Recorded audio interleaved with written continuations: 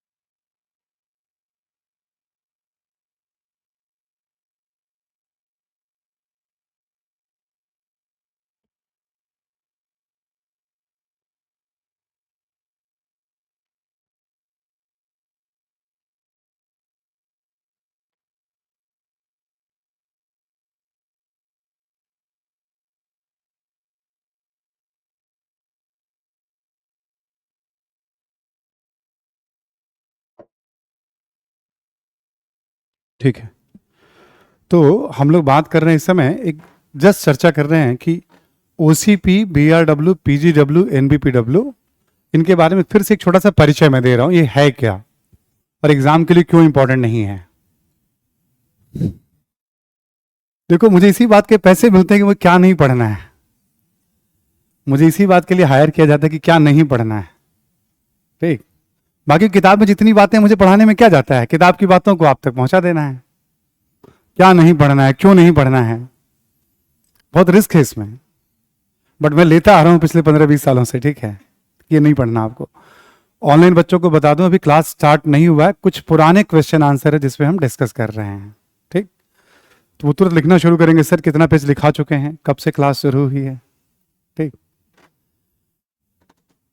अब देखो क्या है कि हड़प्पा सभ्यता के बारे में आपने पढ़ा सभी लोगों ने, आप सभी को ध्यान होगा। हड़प्पा सभ्यता अफगानिस्तान में भी उसके साक्ष्य थे, पाकिस्तान में भी उसके साक्ष्य थे, और भारत में भी देखेंगे आप, जम्मू का इलाका हो या पश्चिमी उत्तर प्रदेश हो या हरियाणा हो या राजस्थान हो या गुजरात हो, महाराष्ट्र हो, ये सब हड़प्पाई क्षेत्र था।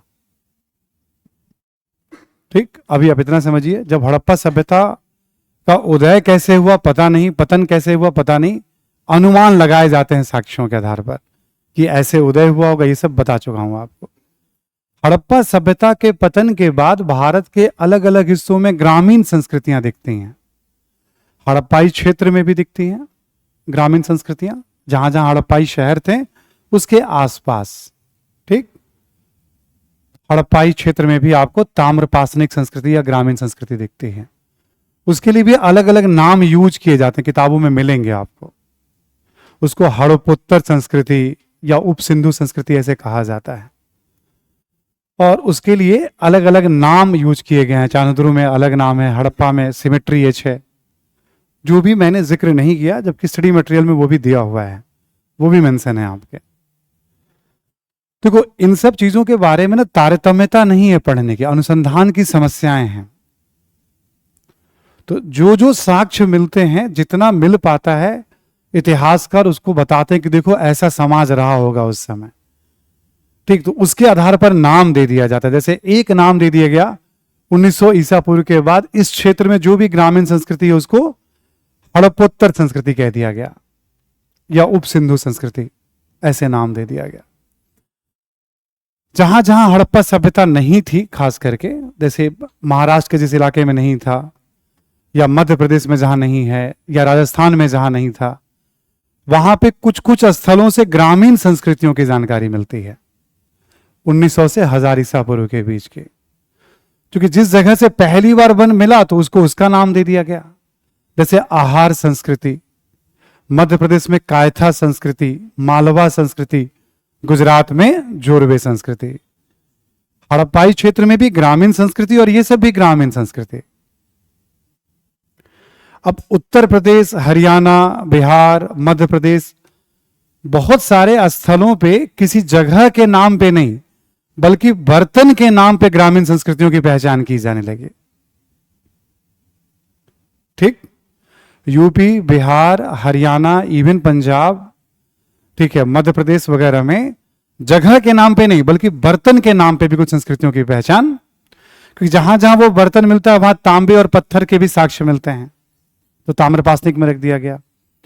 इसमें चर्चा होती है आपकी ओसीपी की और बीआरडब्ल्यू की। गेरुए रंग का बर्तन, ऑर्चर्ड कलर पोट्री, गैरवर्णीय मृदभार संस्कृति। वैसे किताबों में थोड़ा वजनदार शब्द होगा, क्लास में तो हमेशा उसको सहज बनाने की कोशिश करते रहते हैं हम, ठीक। ओसीपी ऐसे नाम दिया गया उसको, गैरवर्णीय मृदभार। ये सब समानांतर है, 1900 से 1000 ईसा पूर्व के बीच में ग्रामीण संस्कृतियों की बात हो रही है, बस नाम अलग अलग तरीके से उसको दे दिया गया ताकि कुछ जानकारी उसके बारे में हो। काफी अनुसंधान है वहां पे भी, ऐसा नहीं कि नहीं है, बट प्रॉपर कड़ियां जुड़ नहीं पाती हैं, कौन थे, कैसे इवॉल्व हुआ, कहां गए, ये सब ये पता चलता है कि इस अवधि में यहां ग्रामीण समाज के लोग रहते थे, उनका जीवन ऐसा रहा होगा। तो गैरवर्णीय मृदभार संस्कृति एक सबसे पुरानी संस्कृति मानी गई है, हड़प्पा के समकालीन एक तरह से माना जाता है इसको, ताम्रपासनिक संस्कृति। ऐसे ही देखेंगे उत्तर भारत में ही ज्यादातर क्षेत्रों में काला एवं लाल बर्तन का खूब उपयोग हुआ है तांबे के साथ, उसको ब्लैक एंड रेड वेयर कह दिया गया है। इन सब की अवधि है 1500 से 1000 ईसा पूर्व। इन सब का भी कालक्रम बांटा गया है, बट हमने कालखंड भी आपको लिखवाया नहीं था, हमने कहा उसकी जरूरत ही नहीं है, बस आप जानते रहिए कि क्या है, पढ़ते रहिए, कभी कोई सवाल आ गया तो उस समय थोड़ा बहुत रीडिंग कर लीजिएगा क्या है वो, ठीक है। ऐसे कोई सवाल है नहीं इससे पूछे जाएंगे, नहीं पूछे जाएंगे। तो ये हो गए ताम्रपासनिक संस्कृति। अब 1000 ईसा पूर्व के आसपास क्या है, उत्तर भारत दक्षिण भारत से हमें लोहे के साक्ष्य मिलने लगते हैं। उत्तर भारत में जहां से साक्ष्य मिलते हैं लोहे के, वहां पे हमें चित्रित धूसर मृदभार पीजीडब्ल्यू, पेंटेड ग्रे वेयर। तो ये जो लौह युगीन में आपका पीजीडब्ल्यू आ जाएगा, एनबीपीडब्ल्यू आ जाएगा, ठीक। बट एक और इंटरेस्टिंग बात है, दक्षिण भारत में जहां से महापाषाण संस्कृति मिलता है, यह शब्द भी आपने सुना होगा, दक्षिण भारत में लोहे के साथ बीआरडब्ल्यू मिलेगा आपको, उत्तर भारत में तांबे के साथ मिलेगा और दक्षिण भारत में लोहे के साथ मिलेगा। उत्तर भारत में लोहे के साथ आपको पीजीडब्ल्यू के बर्तन बहुत मिलेंगे, आपको बीआरडब्ल्यू भी मिलेंगे आपको, बट पीजीडब्ल्यू सर्वाधिक मिलेंगे। तो पीजीडब्ल्यू नाम दे दिया गया, कई तरह के बर्तन मिलेंगे आपको। अब जहां जहां उत्तर भारत में लोहा है, इवन दक्षिण भारत में भी लोहा है, शहरी सभ्यता है 6ठी सदी ईसा पूर्व, उसके बाद तो एक नए तरह का बर्तन दिखेगा आपको पूरे भारत में, एनबीपीडब्ल्यू। ये बर्तन आपको दिखेगा लगभग पूरे भारत में, लोहे के साथ ये भी दिखेगा, लेकिन ये कहीं ना कहीं शहरी समाज को रिप्रेजेंट कर रहा है ये बदलाव जो है। तो पीजीडब्ल्यू एनबीपीडब्ल्यू को लोहे के साथ पढ़ते हैं, ये पुराना ये बाद का। एनबीपीडब्ल्यू के साथ शहरों के साक्ष्य मिलने शुरू हो जाते हैं। तो ये उत्खनन में, जैसे मान लो यहां से एनबीपीडब्ल्यू जैसा बर्तन, नॉर्दर्न ब्लैक पॉलिश्ड वेयर बर्तन मिला, सपोज इट, इस जगह से मान लो पुराना पड़ गया जगह, ये धूल धक्कर भरे पड़े हुए हैं यहाँ पे, सब कुछ लगता था कभी कोई रहता होगा हजारों साल पहले। उत्खनन शुरू हुआ तो यहाँ क्या दिख रहा है कि बहुत सारे इस तरह के बर्तन मिल रहे हैं, लोहे के उपकरण भी मिल रहे हैं। कहीं और उत्खनन हुआ तो देखते अच्छा वहां पे भी ऐसे बर्तन मिल रहे हैं, तो नाम ही दे दिया जाता है एनबीपीडब्ल्यू। ये सब बर्तन एक बदलाव का सूचक है, ये सब बर्तन एक बदलाव का सूचक है। ऐसा नहीं कि इसी टाइप के केवल बर्तन मिल रहे हैं, दूसरे टाइप के भी बर्तन मिलते हैं, बट ये बर्तन बदलाव का सूचक माना जाता है, इंडिकेटर माना जाता है, ठीक। तो ओसीपी बीआरडब्ल्यू तांबे के साथ उत्तर भारत में, पीजीडब्ल्यू को उत्तर भारत में लोहे के साथ, एनबीपीडब्ल्यू को उत्तर भारत और दक्षिण भारत में लोहा और शहरों के साथ देखा जाता है, पढ़ा जाता है, ठीक। और इसमें ज्यादा अनुसंधान मत करिएगा, कुछ भी जानने वाली बात है नहीं। आप क्या पढ़ सकते हैं इसमें, अच्छा चंदौली जोरवे संस्कृति का, ठीक, वहां से क्या मिला तो ये, दैमाबाद हड़प्पा में भी है, इसमें भी है, क्या मिला तो भाई ये मिला, पून गांव इसमें ये मिला, इनाम गांव इसमें ये, केवल स्थलों के नाम और किस स्थल से हमें क्या मिल रहे हैं। तो जब हड़प्पा में हमने इतना चूज करके पढ़ा है, तो जिसके बारे में ठीक से अनुसंधान अध्ययन ही नहीं है अभी, तो उसके बारे में हम क्यों पढ़ें। इसलिए शुरू में हमने कहा मुझे बुलाया ही जाता है इसलिए कि आपको क्या नहीं पढ़ना है। ठीक, थोड़ा समझा दे रहा हूं मैं आपको। अब देखो क्यों नहीं पढ़ना, उसका एक और लॉजिक बताऊं। एक तो अनुसंधान की समस्या है। ऑप्शनल के जमाने में भी हड़प्पा और पाषाण काल से तो सवाल थे, बट ताम्रपाषाण काल से सवाल शायद ही कभी थे। तीसरी बात बताऊं, एक दो सवाल थे भी तो रामचरण शर्मा की किताब के बाहर कभी नहीं पूछे गए। नई एनसीईआरटी में केवल इनाम गांव का जिक्र है। इनाम गांव मैंने करा दिया आपको ठीक से, समझ में आ रही है हम लोग फील्डिंग कैसे लगाते हैं। जैसे 4-5 आधारों पे ये फील्डिंग लगाते हैं कि आप क्या है ट्रेंड, ऑप्शनल का, जीएस का, कौन सा सोर्स चलेगा नहीं चलेगा। अच्छा, नई एनसीईआरटी में कुछ दिया, चलो उसको कम से कम पढ़ लेते हैं इंफॉर्मेशन, क्या पता पीटी में काम आ जाए। समझ में आ रही है बात सभी को ना। तो जब हम डिसाइड करते हैं तो बहुत सारी चीजों को ध्यान में रख के डिसाइड करते हैं। ऐसा नहीं एकदम आया और ब्लंटली बोल दिया नहीं आपको नहीं, उसके पीछे मेरा अपना अनुभव होता है, अपना अध्ययन होता है। यूपीएससी के क्वेश्चन की अपनी एक समझ है कि क्या पूछा है, कब पूछा है, जब पूछा तब भी बाहर नहीं गया है। जीएस में तो कभी आया ही नहीं,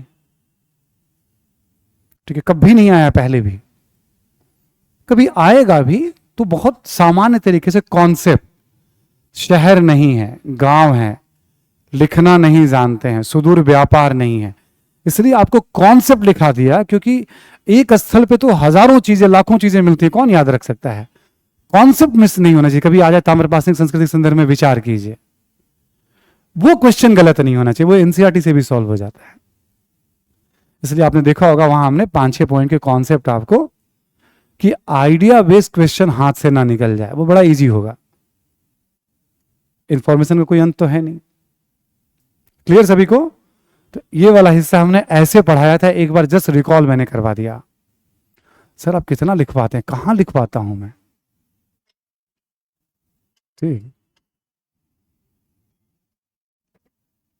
क्या है बच्चे सब, तुम क्यों आ गए तैयारी करने के लिए, जाओ अभी तुम लोग खेलने कूदने की उम्र है अभी, ठीक है। 6 घंटे में, एक दिन में 8,000 शब्द लिखने होंगे मेंस निकालने के लिए। सुन पा रहे हैं सभी लोग। और अभी जरा देखिएगा 2 घंटे में कितना लिखते हैं आप। किसी ने काउंट किया क्या, कभी काउंट करके देखना। जिस दिन मैं बहुत लिखा हूं तो कितना लिखा आपने 2 घंटे में। बहुत ज्यादा लिखोगे तो 1,000-1,500 शब्द लिखोगे, और क्या लिखोगे आप, समझा भी तो रहे होते। 2 घंटे में, वहां 6 घंटे में, एक दिन में 8,000 शब्द लिखने हैं, सोच करके, वो भी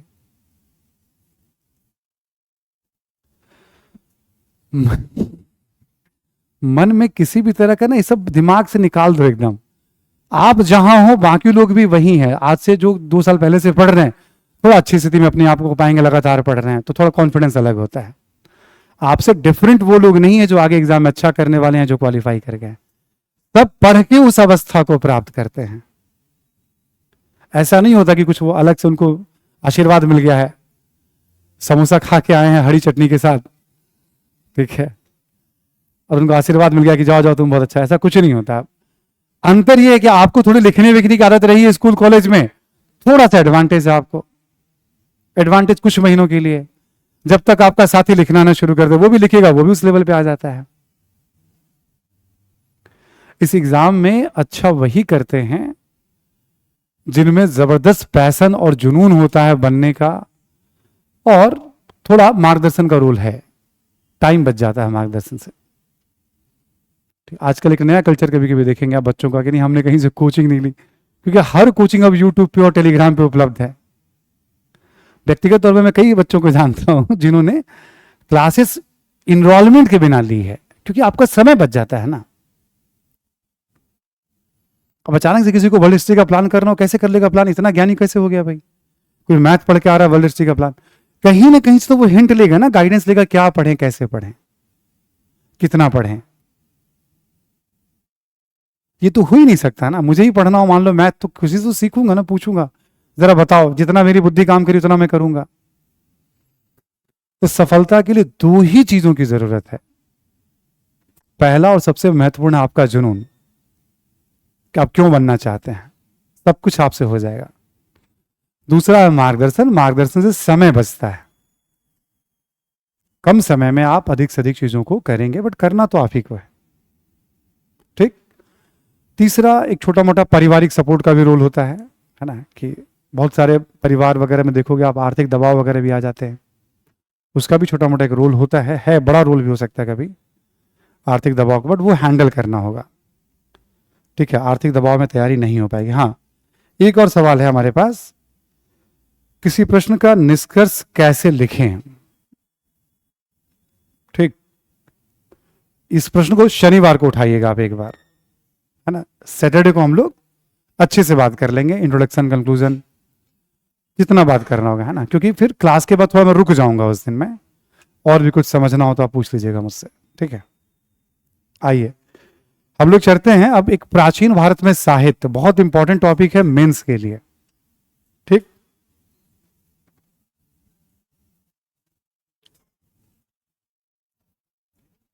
प्राचीन भारत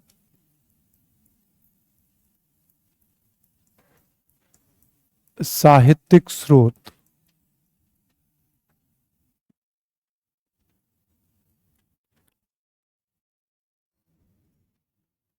आपको याद होगा साहित्य में आप लोगों ने अब तक जो पढ़ा वो है वैदिक साहित्य।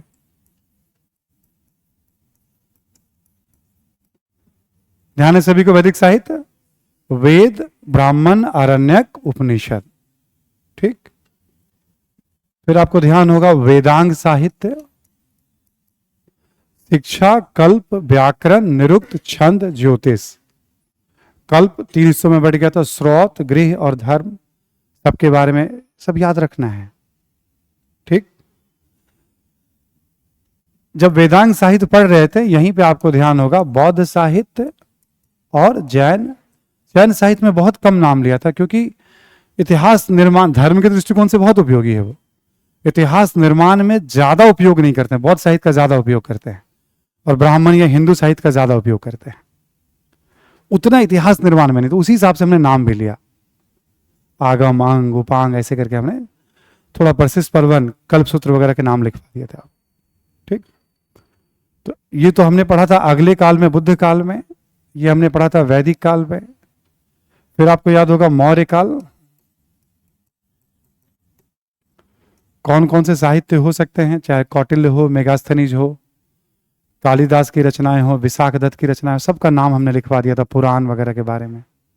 ठीक, फिर आपको याद होगा मौर्योत्तर काल में जब हमने साहित्य आपको बताया था, जो पढ़ा चुका हूं ऑलरेडी आपको, इस बार हमने एक साथ नहीं है, संगम साहित्य अलग कर दिया था।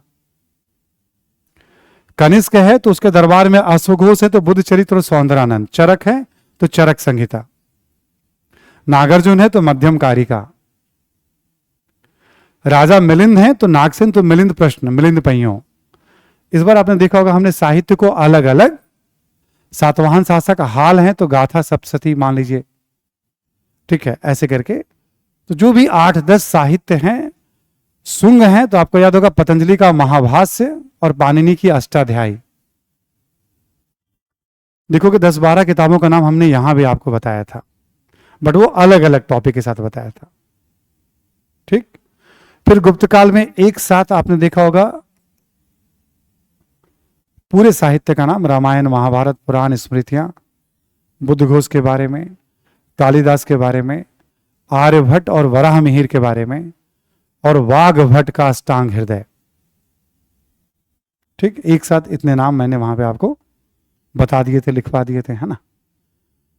ऐसे देखो कि गुप्तोत्तर काल में तो हमने हर्षवर्धन, नागानंद, रत्नावली, प्रियदर्शिका, बाण भट्ट, कादम्बरी, हर्षचरित। ठीक, इसके बाद यशोवर्मन के समय भवभूति और एक आधा और लेखक के बारे में हमने आपको यहां गाइड किया था। फिर हम लोग आ गए थे पूर्व मध्य काल में, प्रतिहार हैं तो राजशेखर का नाम। ठीक है, सोलंकी हैं तो हेमचंद्र प्रशिष्ट पर्वन का नाम, परमार हैं तो राजा भोज का नाम, सेन है तो जयदेव का गीत गोविंद है। मतलब ऐसे करके देखोगे आप, पूर्व मध्य, चौहान है तो पृथ्वीराज रासो और जयनक का नाम। ऐसे करते करते हमने 20 साहित्य का उल्लेख किया होगा पूर्व मध्य काल में, किताबों का जिक्र। सुन रहे ना सभी लोग? ऐसे आप जमा करके देखोगे तो 1-800 से ज्यादा नाम हो चुके होंगे वो, काल के हिसाब से। क्यों? जब मैं टॉपिक पढ़ा रहा था तो आपसे सवाल आ सकता था कि वैदिक साहित्य के आधार पर वैदिक संस्कृति को बताएं। बिल्कुल आएगा। 2 बार से सवाल आ रहा है सिंपल सिंपल वैदिक पे, अगली बार भी सिंपल बोलेगा वैदिक साहित्य के आधार पर संस्कृति को बताएं। वैदिक काल हमने जो भी पढ़ा 99.99% साहित्य के आधार पर ही पढ़ा। जैसे आपसे पूछ देगा वैदिक साहित्य के आधार पर वैदिक कालीन राजनीति को बताएं, तो आपको लगेगा सर ने तो कहा था राजनीति पे सवाल नहीं आएंगे। उसने राजनीति पे कहां पूछा, उसने साहित्य को आगे करके आपसे राजनीति पूछ लिया। साहित्य पे तो आएंगे सवाल। यह है यूपीएससी का खेल, जिसमें लोग फंस जाते हैं, जो यहां वहां की किताबें पढ़ते रहते हैं, उनको लगता है केवल कला से ही सवाल आ रहा है। सब कुछ साहित्य से गाइड हो रहा है, साहित्यिक स्रोत के आधार पर हम पढ़ते हैं। वेद नहीं तुम इतना पढ़ ही नहीं पाते हम, वही BRW OCP को लेकर के कुछ कुछ पढ़ रहे होते फिर हम। ठीक है, वेद है इसलिए हमने इतनी जानकारी है हमारे पास। तो इसीलिए राजनीति को हम नो इंपॉर्टेंस में रखते हुए भी हमने इतना लिखा दिया है कि मेंस में कुछ भी खाली नहीं होने वाला है आपका। बट ये तरीका आपको समझ लेना है, वह ऐसे नहीं पूछ के ऐसे पूछ देगा वैदिक साहित्य के आधार पर राजनीति के बारे में बताएं,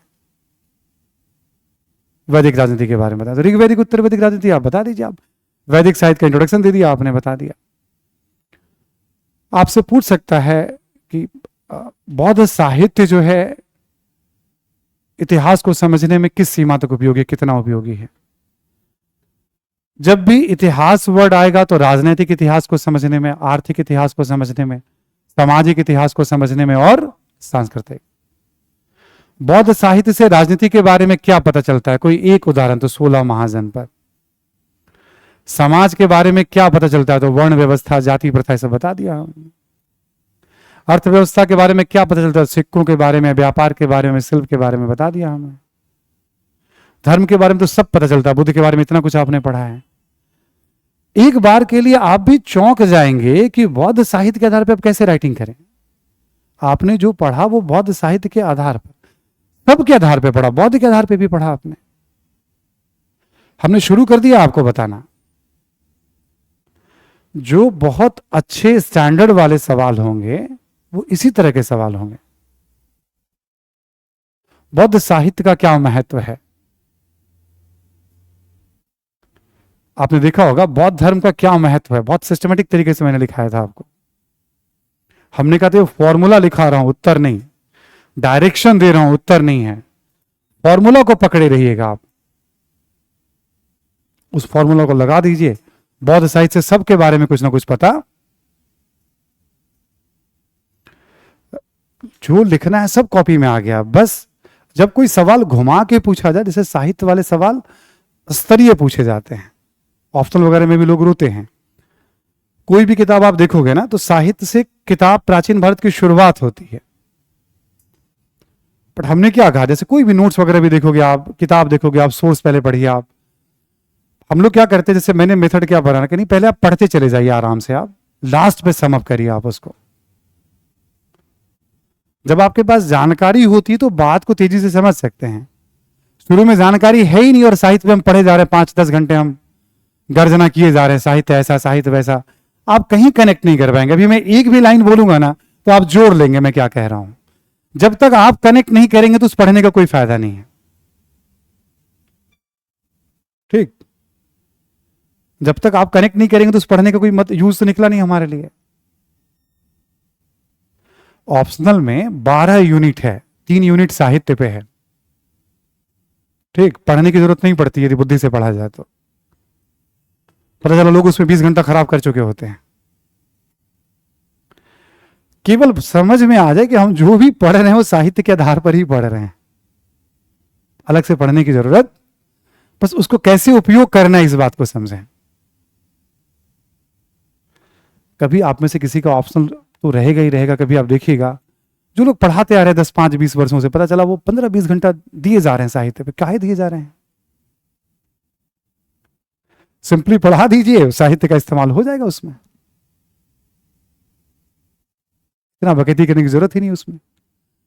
तो जब आप पढ़ लेते हैं ना, जैसे वैदिक काल अब आपको पता है, तो कैसे पता है? वैदिक साहित्य के आधार पर पता है, क्या जरूरत है अलग से पढ़ने की? उसको समझने की जरूरत है। हमने एक बार तब भी समझा, एक बार अब भी समझा रहा हूं आपको मैं, ठीक है? एक बार तब भी समझा, एक बार फिर समझा रहा हूं। अब जैसे आपसे पूछेगा अर्थशास्त्र के आधार पर मौर्यकालीन संस्कृति को संक्षेप में बताएं, तो मौर्य काल के बारे में जितना जानना आपके कॉपी के अंदर है, तो रामचरण शर्मा वाली किताब मैंने रिकमेंड की, आपको और थोड़ा पढ़ना हो। हमने तभी समझा दिया था कि जो हम पढ़ रहे हैं 80% तो अर्थशास्त्र के आधार पर ही पढ़ रहे हैं। अब प्राचीन काल में मौर्यों का प्रशासन बेस्ट माना जाता है, पूरे प्राचीन काल में। हर काल का ना अपना एक महत्व होता है। अब वो कह देगा कि प्रशासन के संदर्भ में कौटिल्य के दृष्टिकोण क्या थे। तो जो मौर्य प्रशासन आपको लिखाया वो कौटिल्य का दृष्टिकोण ही लिखाया। बाकी जगह कहीं पे मेगास्थनीज है, कहीं पे अशोक का अभिलेख है, वरना 90% बातें तो कौटिल्य के आधार पर ही बताई गई है आपको। लिखना प्रशासन ही है, इंट्रोडक्शन में समझा देना कि हम कौटिल्य के आधार पर बता रहे हैं तुम्हें। एग्जामिनर को बताना है, कहना है भाई देखो मैं कौटिल्य के आधार पर बता रहा हूं तुम्हें। अब किसी को लगेगा मुझे कौटिल्य पढ़ने की जरूरत है, नहीं, पढ़ ही नहीं पाएंगे एक साल में आप। समझ में आ रही है बात सभी को? कौटिल्य के विचार कितने रेलिवेंट है, क्योंकि कौटिल्य की चर्चा आज भी होती है संसद भवन में, विदेश नीति में। ये सब थोड़ा हम लोग अपना बुद्धि लगाते रहते हैं कि हाँ, अलग से हमने 8-10 पॉइंट लिखवा दिए कि कौटिल्य की बातें क्यों आज रेलिवेंट हैं। ठीक, उसको थोड़ा और मस्ती करने का मन होगा तो पूछेगा कि प्रशासन पे कौटिल्य के जो विचार हैं, मेगास्थनीज उसको पूरक की भूमिका थोड़ा सा अप्लाइड कर देगा। अब आपको लगेगा कि अब मेगास्थनीज कैसे पढ़ेंगे हम? हमने क्या कहा था, किसी एक के बारे में 4-5 एग्जाम्पल रखो, उतना ही बहुत है मेंस के लिए। प्रारंभिक परीक्षा में प्रैक्टिकल ही नहीं कि उसने हजारों बातें कही है, किसने कहा और आप याद कर लेंगे। आप जो प्रैक्टिकल नहीं है उसको नहीं पढ़ते हैं, ठीक? वो डिसाइड नहीं करता कभी मेरिट। कौटिल्य ने कहा सेना में 4 अंग होते, मेगास्थनीज ने कहा नहीं जी 6 थे। हो गई पूरक की बात, उसे एक नई जानकारी दे रहा है। कोई 2 एग्जाम्पल भी हमने उत्तर में लिख दिया ना मेगास्थनीज को लेकर प्रशासन में, तो बात पूरी हो गई हमारी। आपको लग रहा है वहां तो याद ही नहीं रहना है, तो इतनी दूर की तो बात बहुत दूर की है। ये तभी याद रह पाएगा जब इस बात को समझ लेंगे कि आपको और कुछ नहीं पढ़ना है, क्लास नोट्स को एकदम दिमाग में चिपका देना है। कोई भी समझदार व्यक्ति से पूछेंगे ना, बस वो सोर्स फाइनल करने में टाइम लेता है अपना वो। बट एक बार सोर्स फाइनल कर लिया तो एक ही चीज को 10, 20, 50, 100, 200 जितनी बार पढ़ सकता है वो पढ़ता है। उसका एक एक पॉइंट, एक एक शब्द को वो एग्जाम में इस्तेमाल कर लेता है। कोई भी इंफॉर्मेशन आप अतिरिक्त जानते हैं, इंफॉर्मेशन, सर जैसे मैं ये जानता हूं इसका कहां कहां उपयोग हो सकता है, आप इंफॉर्मेशन बोलिए, मैं उसका 10 उपयोग आपको समझा दूंगा। अभी आप कुछ भी जानते हैं वो यूजफुल है, कॉन्फिडेंट रहना है। जब आप एक चीज को पढ़ते पढ़ते कभी बोर हो जाते तो चलो भाई रीडिंग कर लेते हैं, एनसीईआरटी वाली जो किताब वगैरह है। थोड़ा कभी कभी बोरियत आती है, ठहराव आता है, बस इतना है, और क्या करना आपको। मौर्योत्तर काल में कभी भी साहित्य के आधार पर सवाल नहीं आएगा। वैदिक काल में आ सकता है, मौर्य काल में आ सकता है, गुप्त काल में, मौर्योत्तर में नहीं आएगा। वो नेचर होता है टॉपिक का। यहां इतिहास की समझ काम करती है हम लोगों की, ठीक? और गुप्तोत्तर पूर्व मध्यकाल में भी ऐसे नहीं आएगा, बट हर जगह हमने साहित्य का उल्लेख किया। एक क्या होता है, साहित्य को लेके उस काल में आपसे पूछा जाएगा, ठीक? एक तो ये तरीका हो गया जो मैं ऑलरेडी आपको पढ़ा लिखा चुका हूं। दूसरा, इसी साहित्य को देखने का 2-3 और तरीका है। ये तो ऑलरेडी मैंने आपको ऐसे ही कॉपी में पढ़ा दिया ना, तो वैसे ही पढ़ना है आपको, यूज करना है आपको, कुछ करना तो है नहीं। अब याद नहीं होगा तो यूज तो नहीं कर पाएंगे आप। यस, बात समझ में आ रही ना सभी को? ठीक है। अब जैसे साहित्यिक स्रोत की बात करें, इन्हीं की बात कर रहे हैं हम। दो भागों में आप इन्हें बांट कर पढ़ सकते हैं, देसी स्रोत और विदेशी साहित्य।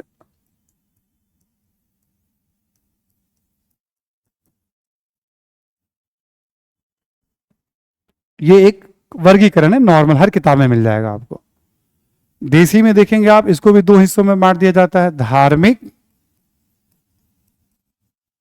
और धर्मेत्तर। जो धर्म को ध्यान में रखकर लिखा गया है, जो गैर धार्मिक विषयों पे लिखा गया है। ठीक, धार्मिक की जब हम बात करेंगे तो बहुत क्लियर है, तीन कैटेगरी में आपका डिवीजन हो जाएगा।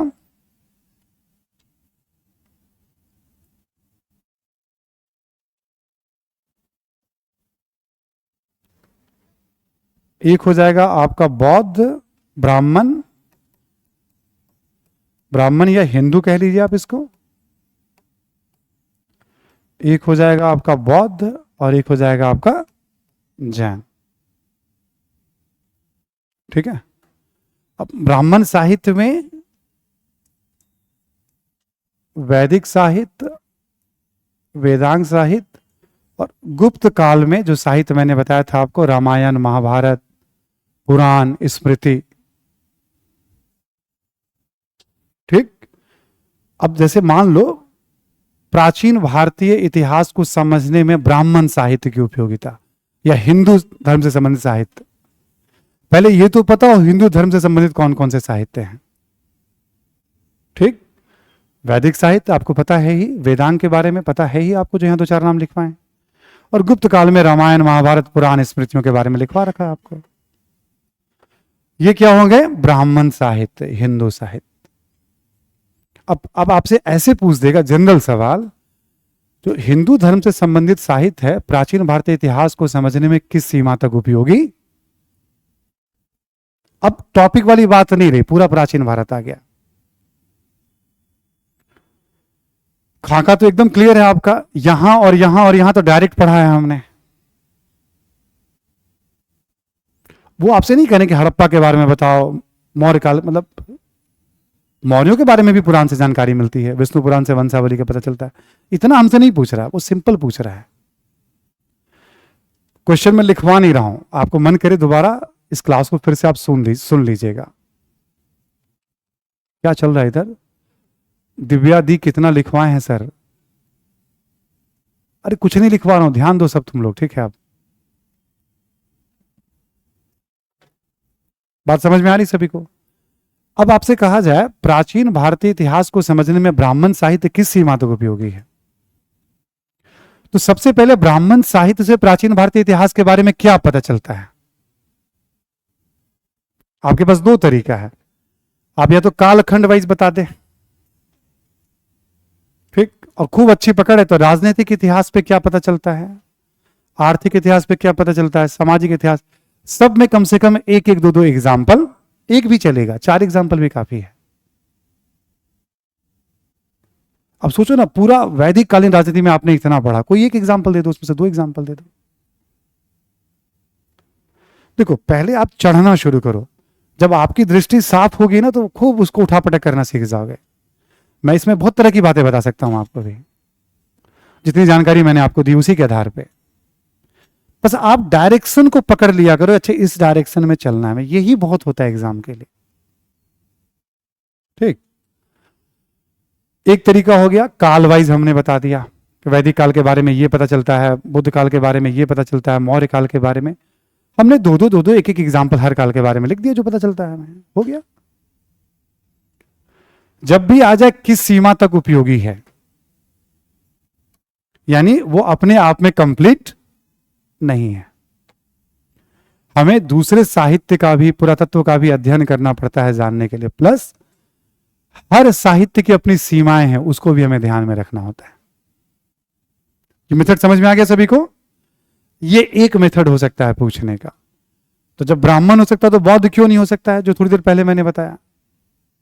प्राचीन भारतीय इतिहास को समझने में बौद्ध साहित्य की सीमा तक उपयोगी है, वो भी हो सकता है। बुद्ध काल से लेकर आगे के काल तक हमेशा बौद्ध धर्म पे कुछ ना कुछ किताबें लिखी गई हैं, वो भी हो सकता है। जैन पे संभावना न्यूनतम है, 9 के बराबर है, या तो ये होगा, चलो, या ऐसे कह देगा प्राचीन भारतीय इतिहास को समझने में धार्मिक साहित्य किस सीमा तक उपयोगी है। अब ये आपकी कलाकारी है कि एक एग्जांपल इससे, एक एग्जांपल इससे, एक एग्जांपल इससे उड़ा लेते हैं कि नहीं उड़ा लेते हैं। पढ़ना कुछ नहीं है, पढ़ना यही है जो मैंने पढ़ाया आपको। याद कितना है आपको, ये सारा खेल उस पर निर्भर करेगा। यदि आ गया सवाल तो हम लिखने की कोशिश करेंगे, तब समझ में आएगी बात, पर थोड़ा डायरेक्शन तो पकड़े कि डायरेक्शन क्या होना चाहिए हमारा। बात समझ में आ रही है यहां तक? आराम से क्लास में दोबारा जाकर के अभी वाली जो लेक्चर मैं समझा रहा हूं उसको आराम से एक दो बार सुनिएगा, रुक रुक के उसे नोट करिएगा मैं क्या क्या कह रहा हूं। ठीक है, बताने का भी ना एक पेस होता है, तो पेस में अधिक से अधिक बातें थॉट में आ रही होती है, और काम काम की बातें एक बार मैं बता देना चाहता हूं कि देखो ये सब बातें आपके लिए ध्यान देने वाली। ठीक, तो किसी एक धर्म के साहित्य पे या पूरे धार्मिक साहित्य पे सवाल। ठीक, अब जब आप राइटिंग करेंगे तो कभी आपसे कह देगा टिप्पणी किस सीमा तक उपयोगी, तो उसकी आलोचना भी, उसकी सीमा भी आपको समझनी पड़ेगी राइटिंग में, है ना। तो अभी हम क्या करेंगे, आपको जैसे वर्गीकरण बता दिया ना, धार्मिक देसी साहित्य, ठीक, धार्मिक साहित्य की ये कैटेगरी हो गई।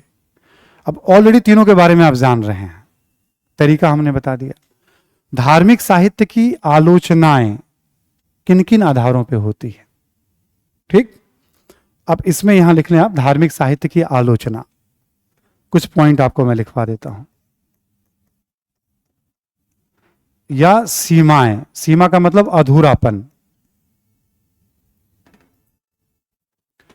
लिख लेंगे आप उसमें वर्गीकरण में, धार्मिक साहित्य की आलोचनाएं या सीमाएं।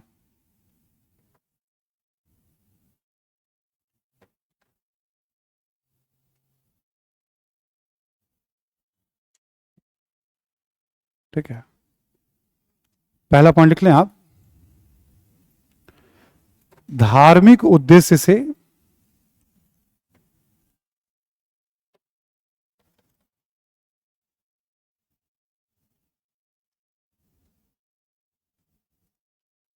धार्मिक उद्देश्य से साहित्यों की रचनाएं या संकलन किया गया है।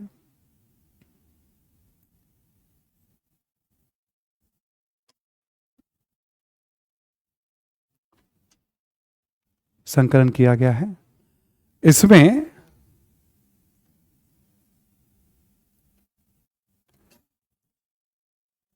धार्मिक दृष्टिकोण का प्रभाव अधिक होता है।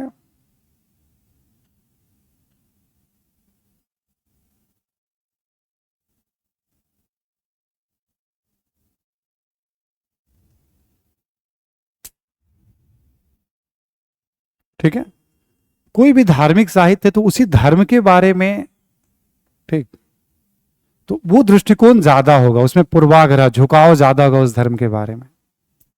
तो जब भी हम उसका इस्तेमाल करते हैं, सीमा है, हमें इतिहास को समझने में हमें ध्यान रखना पड़ता है कि उसमें धार्मिक पूर्वाग्रह के संभावना है। जब भी कोई भी इतिहास का, रामचरण शर्मा भी लिख रहे हैं तो उन्हें पता है कि हमें कैसे लिखना है। दूसरा पॉइंट लिखें आप,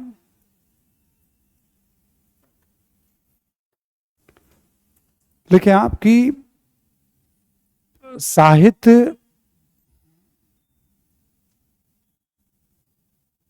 के रचना काल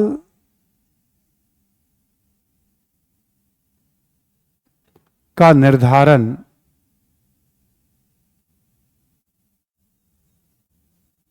भी एक चुनौती है।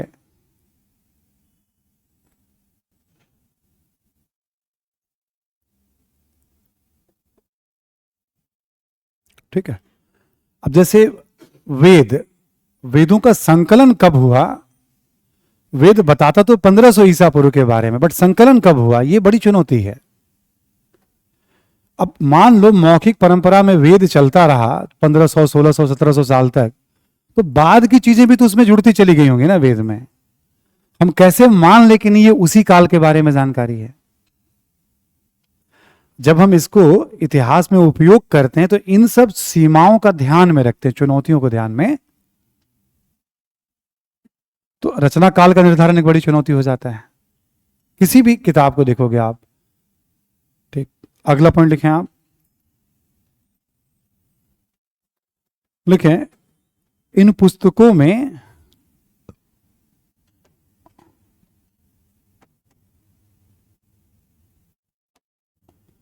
संकलन के दौरान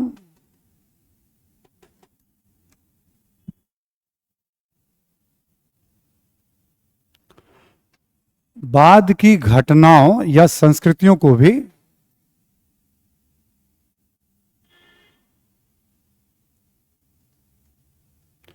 बाद की घटनाओं या संस्कृतियों को भी शामिल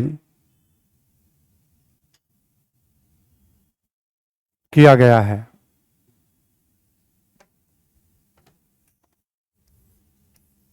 ब्रैकेट में लिख लेंगे आप क्षेपक, ब्रैकेट में लिखेंगे आप क्षेपक,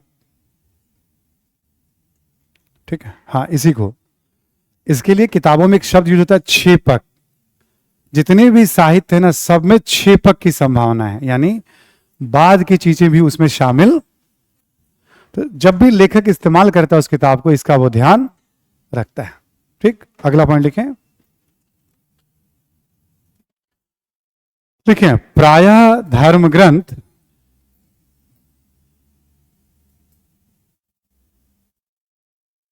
समाज के उच्च वर्ग, प्रायः धर्म ग्रंथ समाज के उच्च वर्ग या पढ़े लिखे लोगों का प्रतिनिधित्व करती है।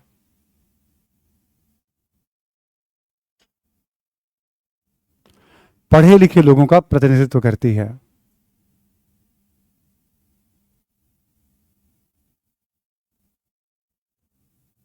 ठीक, तो जैसे मान लो हमने चलो किताब का इस्तेमाल भी कर रहे हैं हम, तो उस किताब से तो अक्सर क्या होता है, हमें पढ़े लिखे लोगों का नजरिया ज्यादा पता चलता है, आम लोगों का नहीं।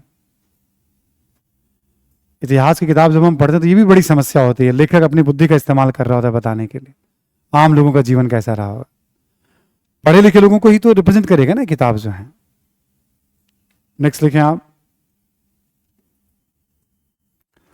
लिखें धार्मिक रचनाएं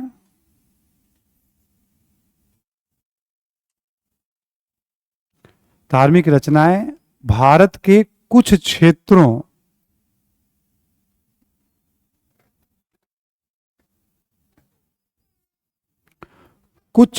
के दृष्टिकोण का प्रतिनिधित्व करती हैं।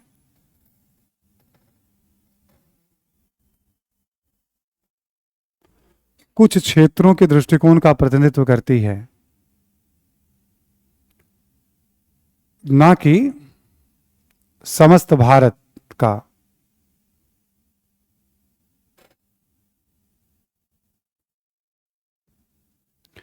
अब आप याद करिए, वैदिक काल मैंने पढ़ाया था, तो ऋग्वेद से हमें क्या अफगानिस्तान से पश्चिमी उत्तर प्रदेश के बीच की जानकारी मिलती है, ना कि पूरे उत्तर भारत और पूरे भारत की जानकारी मिलती है।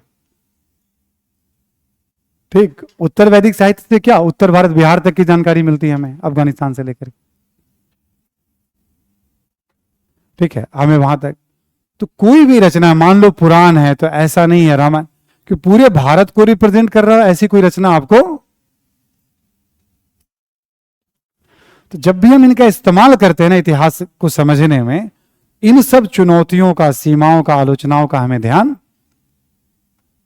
तो कोई भी लेखक इतिहास लिख रहा है, यदि उसको अच्छे से लिखना है, इन सब बातों की समझ है उस लेखक को, तब वो इस्तेमाल कर रहा है उस किताब का, तभी वो बेहतर किताब लिख पाएगा। एक और लिखें आप, देखिए धार्मिक पुस्तकों में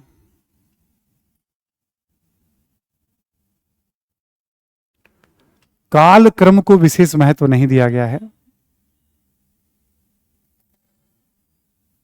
काल क्रम को विशेष महत्व नहीं दिया गया है।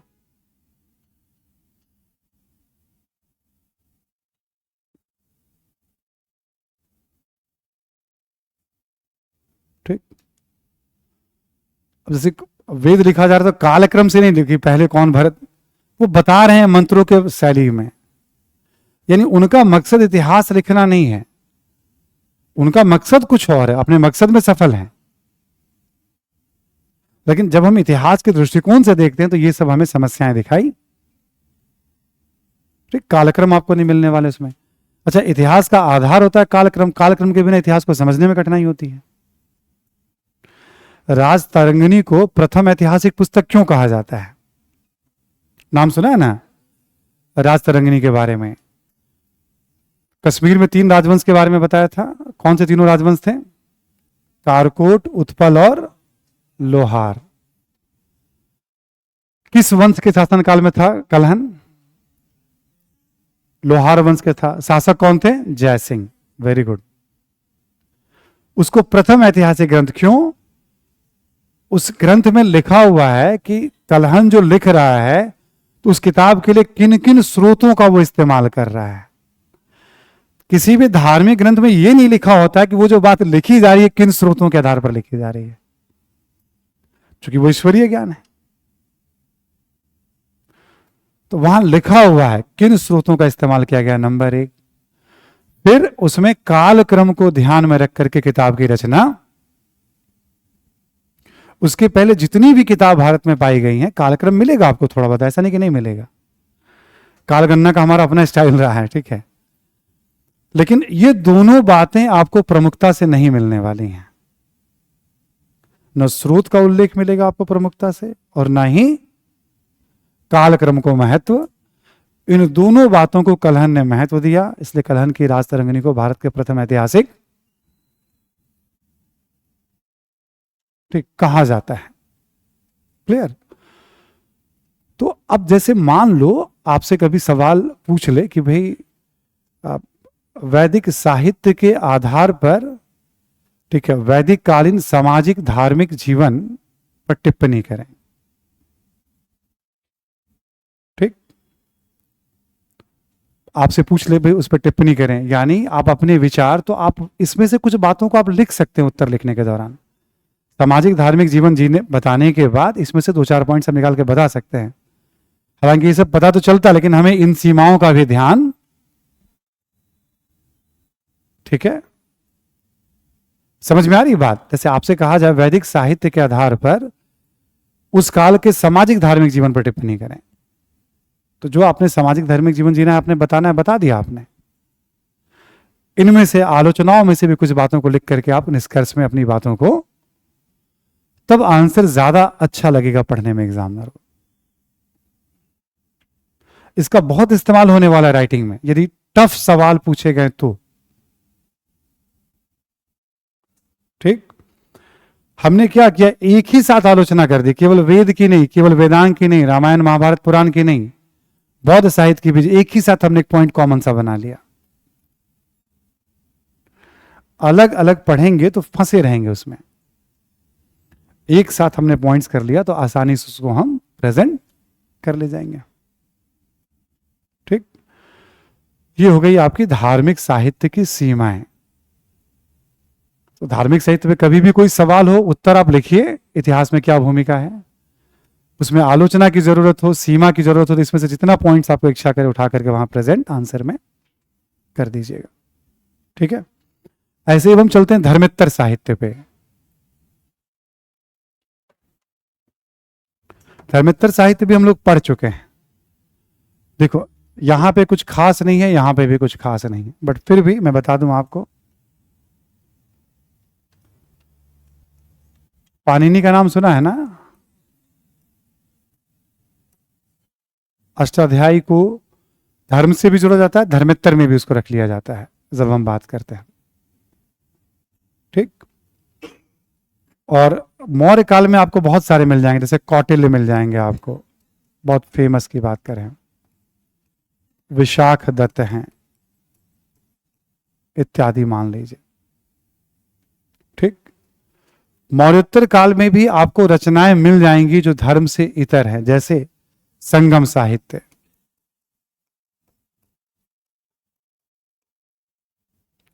गुप्त काल में भी आपको याद होगा नाटक जो काव्य है और जो विज्ञान से संबंधित साहित्य है, पूर्व मध्यकाल में भी आपको मिल जाएंगे। ये सब धर्मेत्तर साहित्य जो धर्म को केंद्र में रखकर नहीं लिखे गए हैं।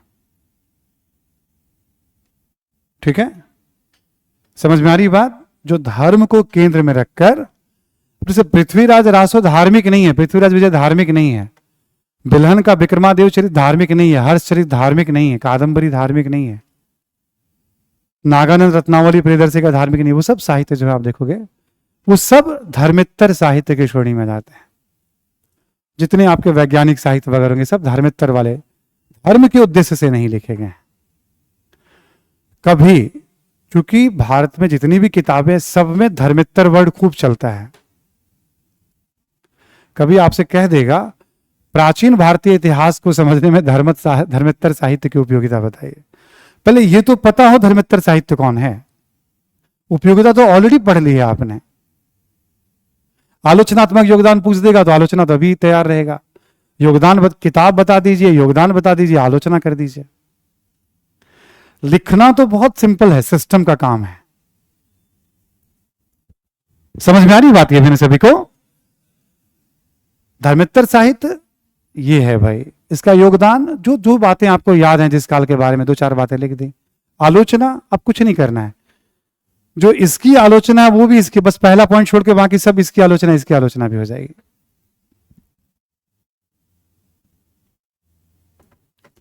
जो धार्मिक साहित्य की आलोचना में पहला पॉइंट हटा दीजिए आप, तो धर्मेत्तर साहित्य की आलोचना हो जाएगी।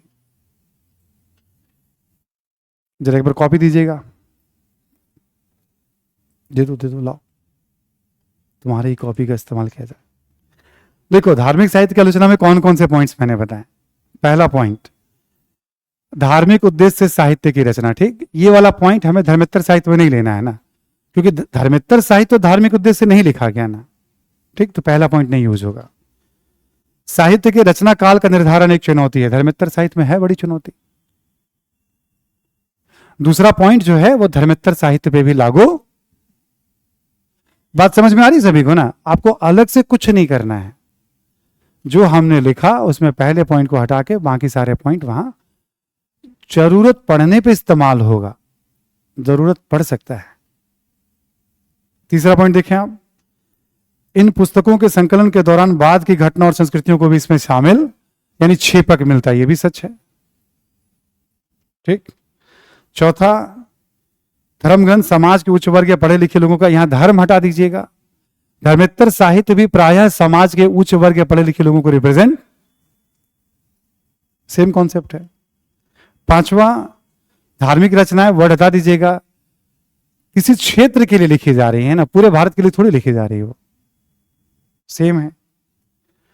कालक्रम का निर्धारण, ठीक है, कालक्रम को महत्व नहीं दिया गया, इसमें भी कालक्रम को महत्व। ठीक, धर्मेत्तर साहित्य लिख लिया ना आपने, नीचे लिख लें आप आलोचना में एक पॉइंट, धर्मेत्तर साहित्य की आलोचना में एक पॉइंट लिखें आप।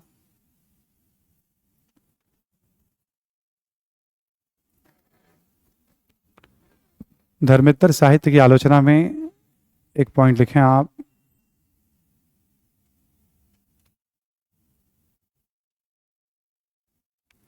लिखें कि धार्मिक साहित्य की आलोचना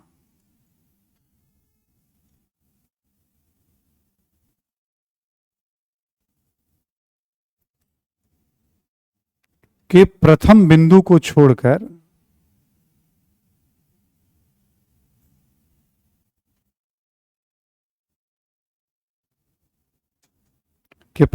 या पॉइंट को छोड़कर अन्य बिंदु का उपयोग धर्मेत्तर साहित्य में भी कर सकते हैं।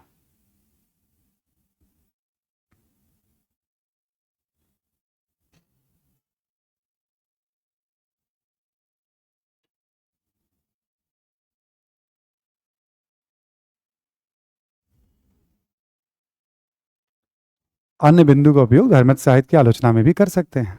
ठीक, इतना ही जानना है इसके बारे में। तो कभी एक तो वर्गीकरण हो गया देसी, धार्मिक, धर्मेत्तर। जो हेडिंग लेगा आपको ये ध्यान रखना है, आप यहीं से खींचेंगे, वो तो बस क्वेश्चन को जटिल बनाने के लिए ऐसा किया जाता है, बच्चों पे थोड़ा दिमाग पे बल पड़े, उनको लिखने में थोड़ी परेशानी आए, कैसे मैनेज करते हैं अपने उत्तर को देखा जाए। ठीक है, आपको बस ये वाला ध्यान रखना है क्लास नोट्स को। ठीक है, आर्यभट्ट है, वराहमिहिर है, चरक है, सुश्रुत है, ये सब वैज्ञानिक, वाघभट्ट हैं। धर्मेत्तर साहित्य में सारे वैज्ञानिक साहित्य भी आ जाएंगे आपके। ठीक, तो अभी हम विदेशी की नहीं बात कर रहे, अभी हम लोग देसी साहित्य की ही बात कर रहे हैं। धार्मिक और धर्मेत्तर प्रश्न आ सकते हैं, आपसे पूछे जा सकते हैं। ठीक, ये एक हमारा बेस हो गया। कभी आपसे पूछ सकता है भाषा के आधार पर, खास करके संस्कृत, तमिल और प्राकृत।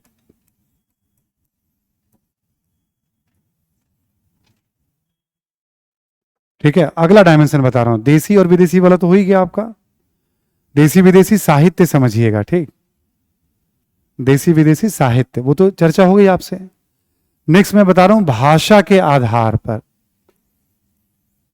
जैसे आपसे सवाल ऐसे आ सकता है कि प्राचीन भारत में रचित या संकलित संस्कृत साहित्य प्राचीन भारतीय इतिहास को समझने में किस सीमा तक उपयोगी।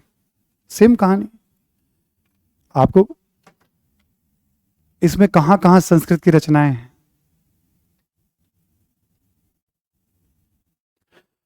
उसको जब जितना चाहे वो जटिल बना सकती है यूपीएससी। आपको जटिल फील भी नहीं करना है, आपको बस थोड़ा सा डायरेक्शन रखना, अच्छा इसको ऐसे सोचना है। पढ़ना आपको वही है क्लास नोट्स जैसे हमने पढ़ाया है।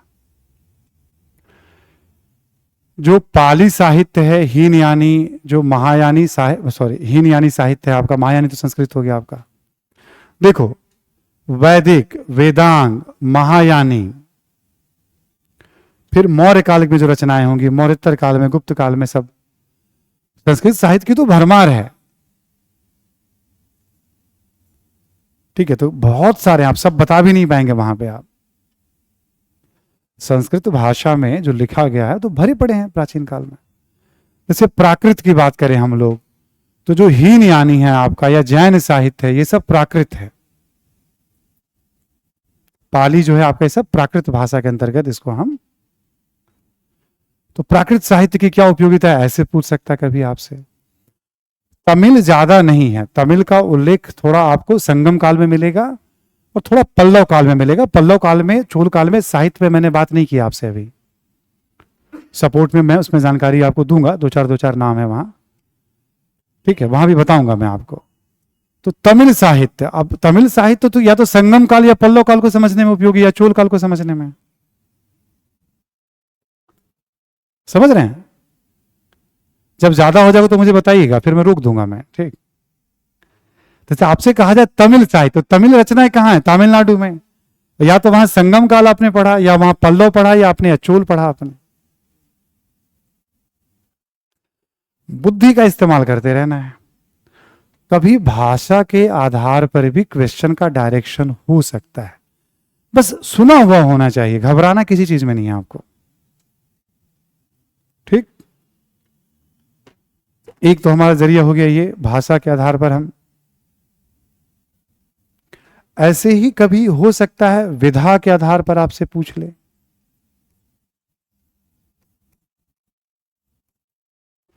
जैसे आपसे कह देगा नाटक साहित्य। ठीक, आपसे कह देगा नाटक साहित्य, आपसे कह देगा काव्य, आपसे कह देगा वैज्ञानिक साहित्य। सिंपली कह देगा कि संक्षेप में वर्णन करें।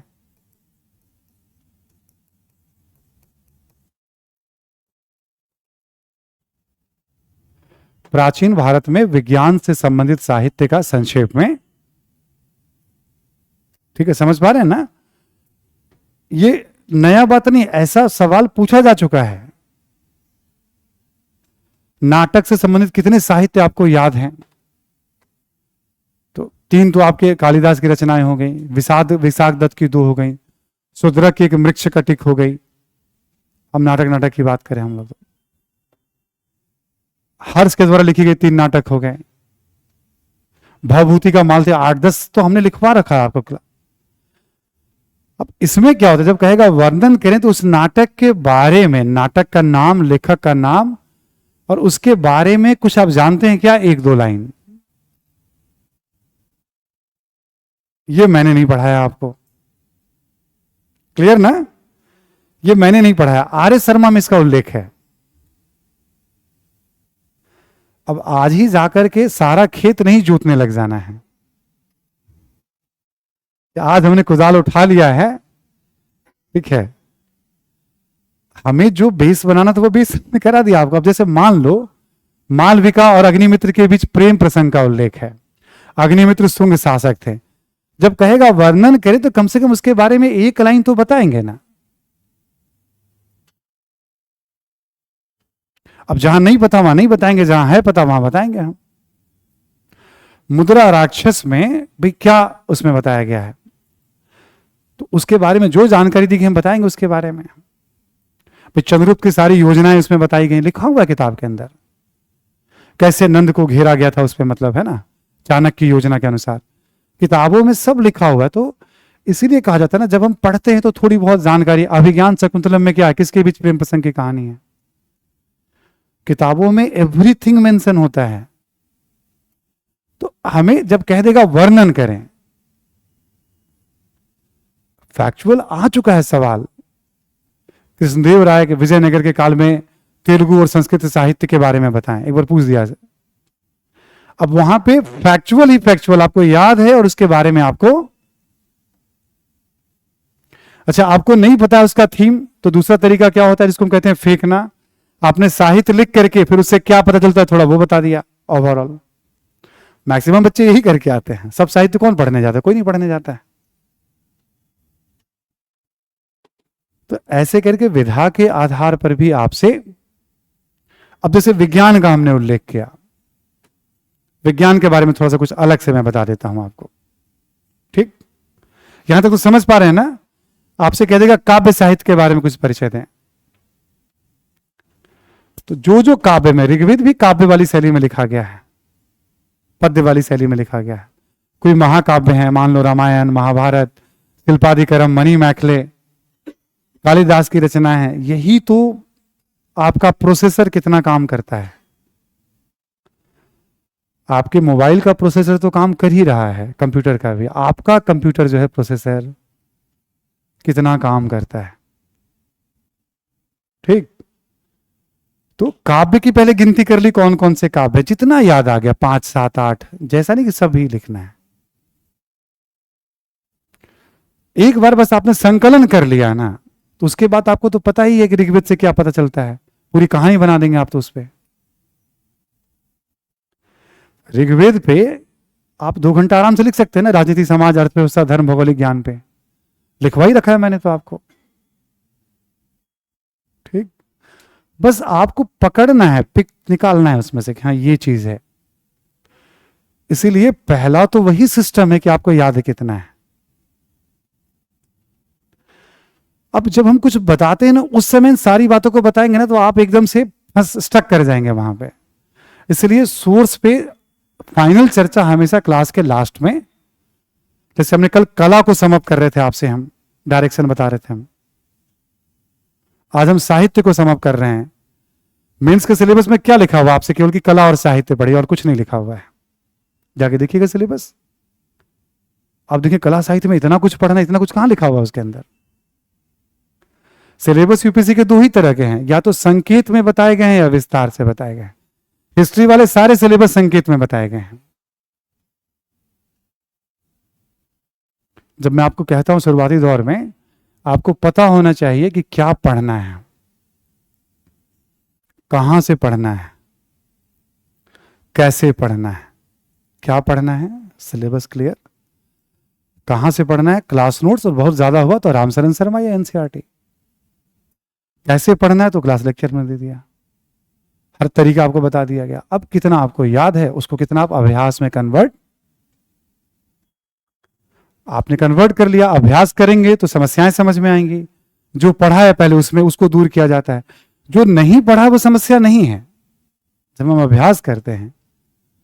और वैसे प्रश्न पूछे जो हमने पढ़ा ही नहीं तो उसमें समस्या कहां है, समझाया था हमने पीछे आपको। जो नहीं पढ़ा है वो तो बस जान लीजिए क्या है वो। जरूरी है कि हमने जो पढ़ा है उसमें हम गलती ना करें। आप मेहनत कर रहे हैं और प्राचीन भारत यदि मैं पढ़ा रहा हूं पूरा कंप्लीट कला संस्कृति इतिहास, तो इसके पीछे हमारा अपना कई हजार घंटों का अनुभव है। मैं पूरा अनुभव लेकर के, एग्जाम के अनुभव को लेकर आपके सामने रख रहा हूं।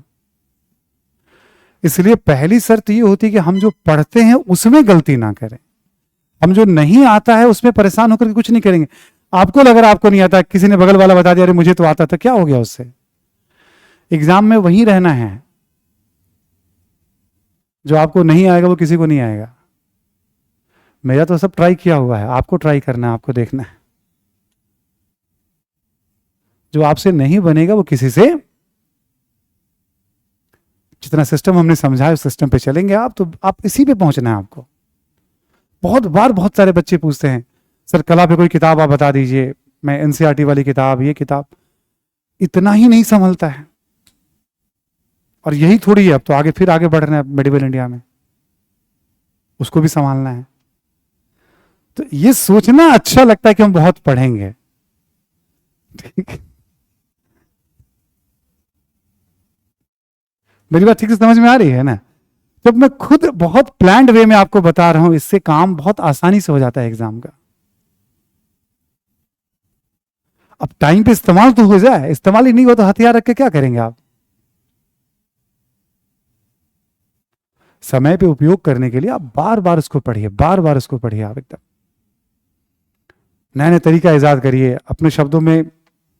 कुछ भी मोबाइल में रिकॉर्ड कर लिया करिए आप अपने शब्दों में चीजों को, कभी आते जाते सुन रहे हैं, मतलब जितना तरीका निकाल, मतलब दिमाग में बैठ जाना चाहिए। संगम को विजुअलाइज भी नहीं कर पाए तब भी बोले तो संगम पे ही बोल रहे हैं हम। इस लेवल पे याद कर लीजिए आप उसको, ठीक है? तब बेस जब मजबूत होता है ना तो आपको समझ में भी आता है। थोड़ा सा हमें 2-4% यहां मेहनत करना चाहिए, नहीं करना चाहिए। विदाउट बेस कभी भी कुछ भी नहीं करना चाहिए, ठीक? और बेसिक तैयारी पे ही एग्जाम हो जाता है लोगों का। केवल हिस्ट्री तो है नहीं, कल भी हमने समझाया था आपको। जीएस के लगभग 1200 घंटे के क्लास में 400 घंटे तो पेपर 1 पे चलने वाले हैं आपके। पीटी का भी क्लास होता है उसमें, ऐसा नहीं केवल मेंस का होता है। अंदाजा लगा लो, ठीक है? थोड़ा मैं वैज्ञानिक साहित्य का आपको कुछ परिचय देता हूं, ठीक? जैसे कहा जाए प्राचीन भारत में विज्ञान के बारे में, सपोज दैट, ठीक है ना? तो मान लो हमने ले लिया इसमें आयुर्वेद, ठीक, या चिकित्सा, है ना? फिर ऐसे ही हमने ले लिया खगोल विज्ञान के बारे में, ठीक। कुछ हमने ले लिया गणित के बारे में, रसायन के संदर्भ में,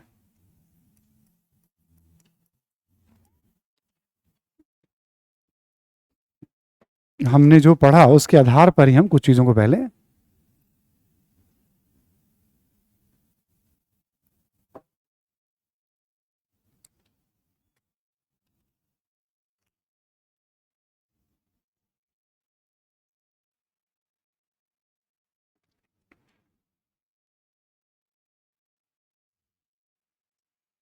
एक क्लास में अपने स्टूडेंट हैं विवेक, वो लिख रहे हैं कौन है देहरादून से दोस्त। अब अंदाजा लगा लो, नाम विवेक है बट वो अपने विवेक का इस्तेमाल नहीं कर रहा है, ठीक है?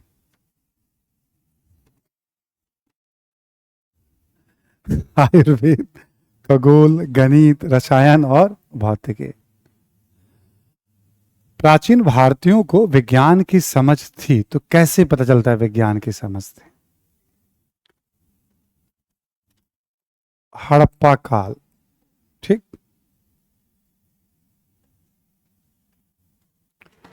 हड़प्पा काल में हम दावे से नहीं कह सकते हैं कि उन्हें आयुर्वेद के बारे में कुछ ना कुछ चिकित्सा पद्धति तो रही होगी, बट हड़प्पा वासियों को खेती का ज्ञान था और खेती का ज्ञान मौसम के ज्ञान के बिना संभव नहीं होगा। ठीक। हड़प्पा वासियों की टाउन प्लानिंग देख लीजिए आप, नगर नियोजन, ईंटों का निर्माण, माप तौल, ये सब बताता है कि उन्हें गणित की भी समझ। हमने जो पढ़ा है ना, हम केवल उसी का इस्तेमाल करेंगे। मैं पहले कह रहा हूं अतिरिक्त जानकारी है, बट पहले जो है उसका इस्तेमाल कर ले हम। अतिरिक्त के लिए तो पूरी दुनिया पड़ी हुई है आपके पास, ठीक है। अब उन्हें धातु का ज्ञान है। देखिए आपको याद होगा कांसे की नर्तकी की मूर्ति, याद है? ठीक है। जो द्रव मोम विधि है, आप देखोगे कांसा, तांबा और टीन का मिक्सचर, तभी तो कांसा बन पाएगा। धातु से बहुत सारे आभूषण बनाए जा रहे हैं, उपकरण बनाए जा रहे हैं। धातु का ज्ञान यानी उन्हें रसायन की समझ है। ठीक। भौतिकी के बारे में भी कुछ आपको लगे तो आप बता सकते हैं, क्योंकि लिपि वगैरह तो पढ़ी नहीं की तो दावे से हम कह नहीं सकते हैं। आपको रास्ता बता दे रहा हूं, जहां जहां आपको लगे आप अपनी बुद्धि से उसका इस्तेमाल करिएगा। वेदों की बात करें हम लोग, ठीक। अब आपको याद होगा अथर्ववेद से हमें चिकित्सा की जानकारी मिलती है, याद है ना सभी को? आयुर्वेद की जानकारी मिलती है। आपको याद होगा हम लोग धनतेरस की बात कर रहे थे पुराणों में, ठीक है। धनवंतरी को देवताओं का चिकित्सक और वेदों में अश्विन को देवताओं का चिकित्सक कहा गया है। ठीक। तो भाई उन्हें अथर्ववेद से हमें आयुर्वेद की जानकारी मिलती है, शल्य क्रिया वगैरह सबका भी उल्लेख मिलता है। आप देखेंगे मौसम का ज्ञान इन्हें भी है, ठीक। और ये लोग मुहूर्त वगैरह भी देखा करते थे यज्ञ करने के लिए, ठीक। ज्योतिष की समझ थी इन्हें, मतलब मुहूर्त वगैरह, तो खगोल विज्ञान की भी इन्हें समझ जितनी भी हो रही है, एस्ट्रोनॉमी की समझ। वैदिक गणित तो पढ़ाया ही जाता है, यज्ञ वेदी का नियम होता है।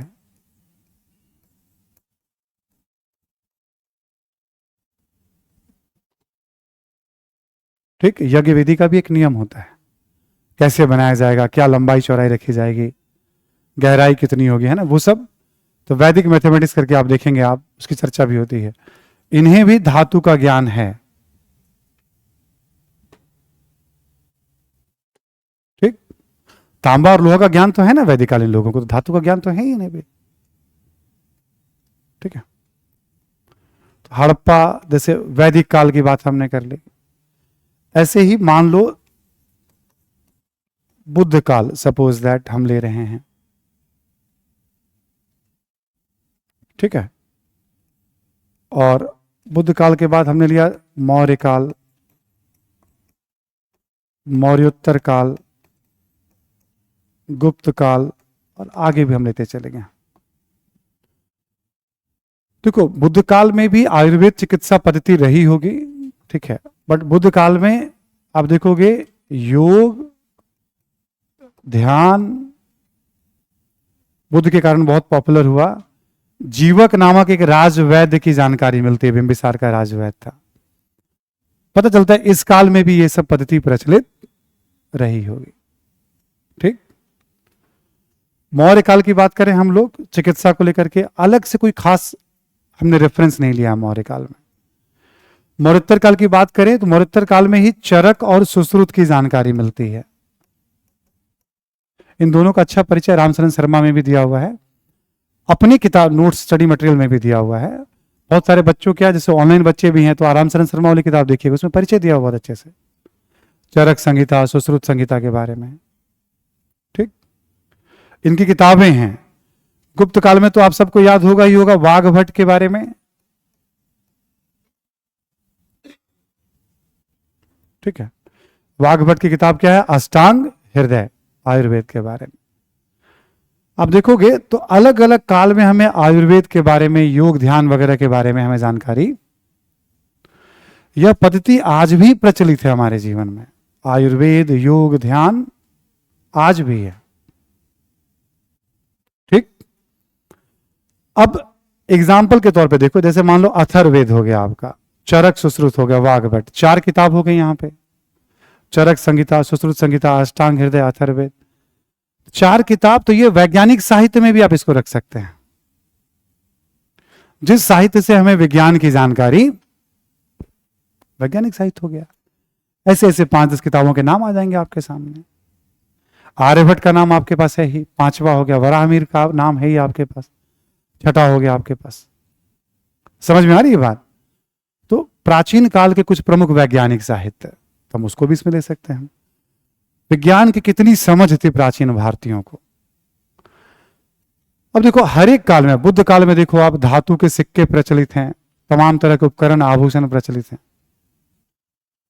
मौर्य काल में देखो आप, ठीक है, धातु संबंधी ज्ञान मौर्य काल में भी बना रहा, मौर्योत्तर काल में भी चलता रहा। गुप्त काल में तो मेहदोली का लौह स्तंभ अपने आप में एक मानक माना गया है, मतलब धातु संबंधी ज्ञान की बात करें तो। आप देखोगे जो चमकीली पॉलिश है, अजंता पे हो या मौर्य, वो किस किस तरह से बनाया जाता था, किस किस रसायन का उसमें इस्तेमाल किया गया, बताना बहुत मुश्किल काम है।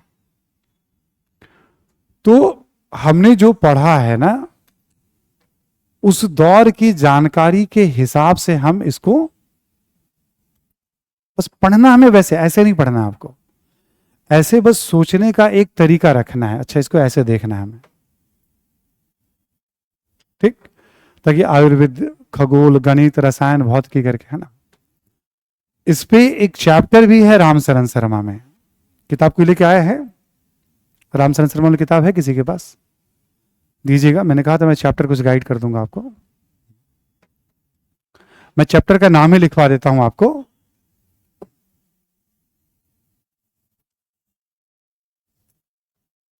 इसको मस्त रीडिंग जरूर पढ़ना है। चैप्टर है विज्ञान और सभ्यता की विरासत। नाम लिखिएगा, क्योंकि चैप्टर के क्रम में ना किताबों के हिसाब से बदलाव आते रहते हैं। विज्ञान और सभ्यता की विरासत।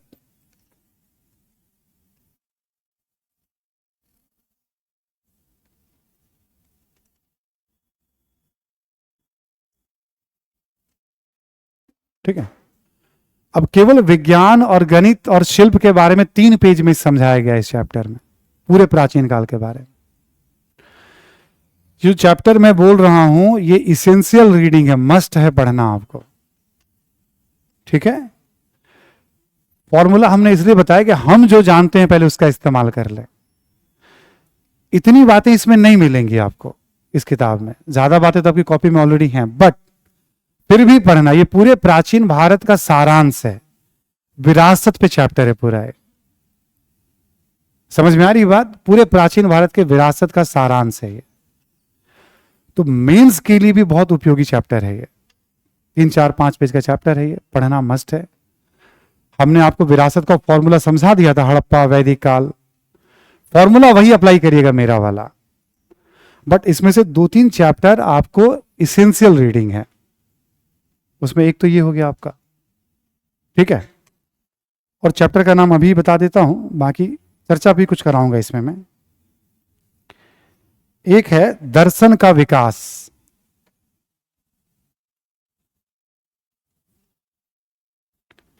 इस पे मैं आपको बताऊंगा भी, पढ़ाऊंगा भी, अभी नहीं, जब मैं भक्ति आंदोलन बताऊंगा तब मैं दर्शन की बात करूंगा एक साथ, प्राचीन से लेके मध्य, अभी 5-7 क्लास के बाद। ठीक है। बट ये चैप्टर भी मोस्ट इंपॉर्टेंट चैप्टर है जो आपको नोटिस में रखना है, ऑब्जेक्टिव के लिए भी, सब्जेक्टिव के लिए भी। दूसरा हो गया चैप्टर आपका। ठीक है। तीसरा लिखें आप, चैप्टर एक और लिख लें आप, भारत का एशियाई देशों से सांस्कृतिक संपर्क।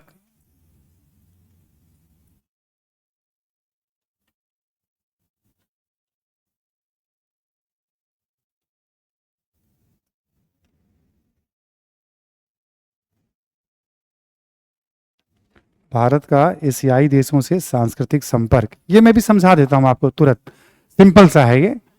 जैसे मैं स्ट्रक्चर बनाऊंगा ना, उसको ध्यान में रख के पढ़ लीजिएगा, इसको 2-3 पेज का है, कभी ऑब्जेक्टिव में काम आ सकता है। ये तीनों कल्चर रिलेटेड चैप्टर है हमारा, समझ में आ रही बात ना?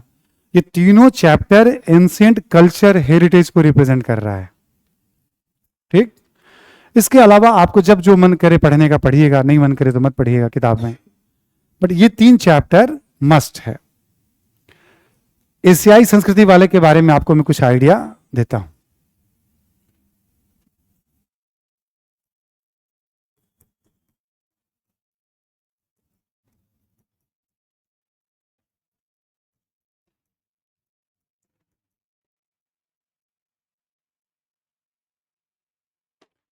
एशिया में भारतीय संस्कृति का प्रसार, ठीक है। जैसे हम कहते हैं एशिया में, तो आप कह सकते हैं एक तरह से पश्चिम एशिया, समझने के लिए मध्य एशिया, मध्य एशिया में अफगानिस्तान को भी ले लीजिएगा,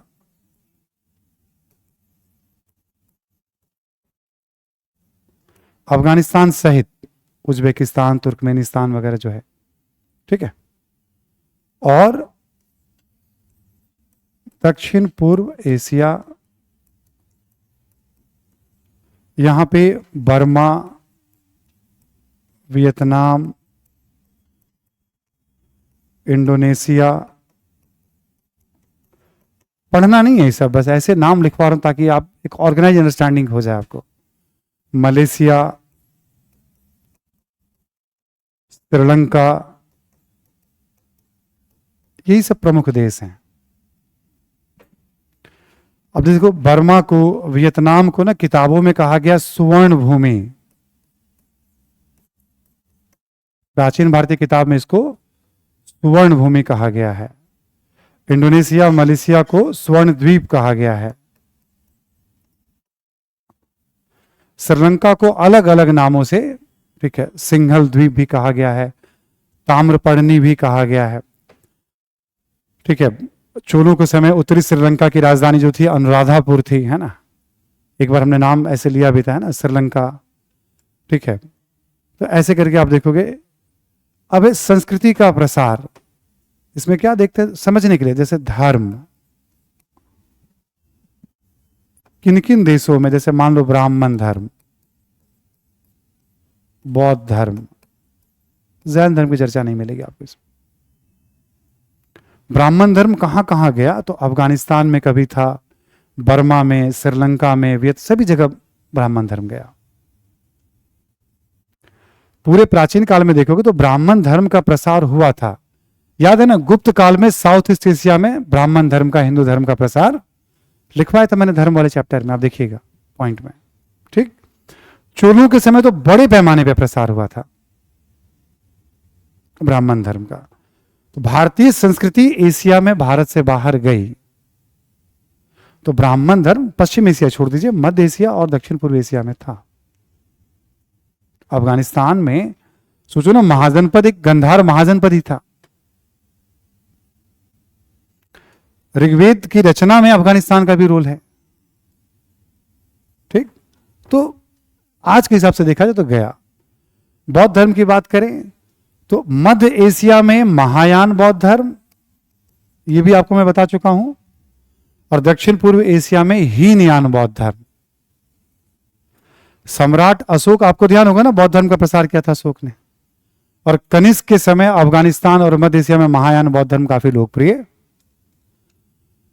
तो लगभग इन सभी देशों में हीनयान और महायान बौद्ध धर्म का भी प्रसार, ठीक, उस चैप्टर में दिया हुआ है। बस एक बार समझ लेंगे ना, कि समझना है, अच्छा ये भारतीय संस्कृति प्राचीन काल में भारत से बाहर भी गई, ठीक है। अच्छा, जहां धर्म होगा वहां धर्म से जुड़ा हुआ स्थापत्य भी होगा। अब जहां ब्राह्मण धर्म होगा वहां मंदिर भी बनेंगे। कंबोडिया का नाम सुना है? कंबोडिया में एक अंकोर वाट मंदिर है, विष्णु मंदिर है। आज भी माना जाता है उससे बड़ा कोई वैष्णव मंदिर नहीं है दुनिया में। जावा का नाम सुना है? जावा में बोरोबुदुर करके एक बहुत फेमस स्तूप है, मंदिर है, पैगोडा है, बोरोबुदुर, किताब में लिखा हुआ है। विशालतम स्तूप माना जाता है वो। तो जहां जहां धर्म जाएगा उससे जुड़े हुए स्थापत्य भी जाएंगे। बौद्ध धर्म जाएगा तो स्तूप भी जाएगा, विहार भी जाएगा, चैत्य भी जाएगा। हिंदू धर्म जाएगा तो मंदिर भी जाएंगे। लिखना नहीं है, बस ये ध्यान में रखना है। धर्म जाएगा तो स्थापत्य भी जाएगा, और स्थापत्य जाएगा तो मूर्तियां भी बनेंगी। ठीक, और चित्र भी बनेंगे, भाषा भी जाएगी, संस्कृत, तमिल, ये सब भाषा, प्राकृत, ये सब भाषा भी गया। ठीक, तो एशिया में क्या क्या भारतीय संस्कृति की चीजें भारत से बाहर गई? समझ में आ रही बात सभी को? तो एशिया का मतलब ये स्ट्रक्चर, और क्या, तो ये कुछ भी फैक्चुअली याद मत करिएगा। एक तो जैसे अंकोरवाट मंदिर फेमस है, बर्मा में आनंद मंदिर फेमस है, जावा में बोरोबुदुर स्तूप फेमस है, बोल दिया हमने 2-3 नाम। इसके अलावा केवल कॉन्सेप्ट रखना है, आइडिया जो बोर्ड पे लिखा हुआ है। इस 3 इंफॉर्मेशन के अलावा कोई इंफॉर्मेशन नहीं रखने हैं आपको इस चैप्टर में।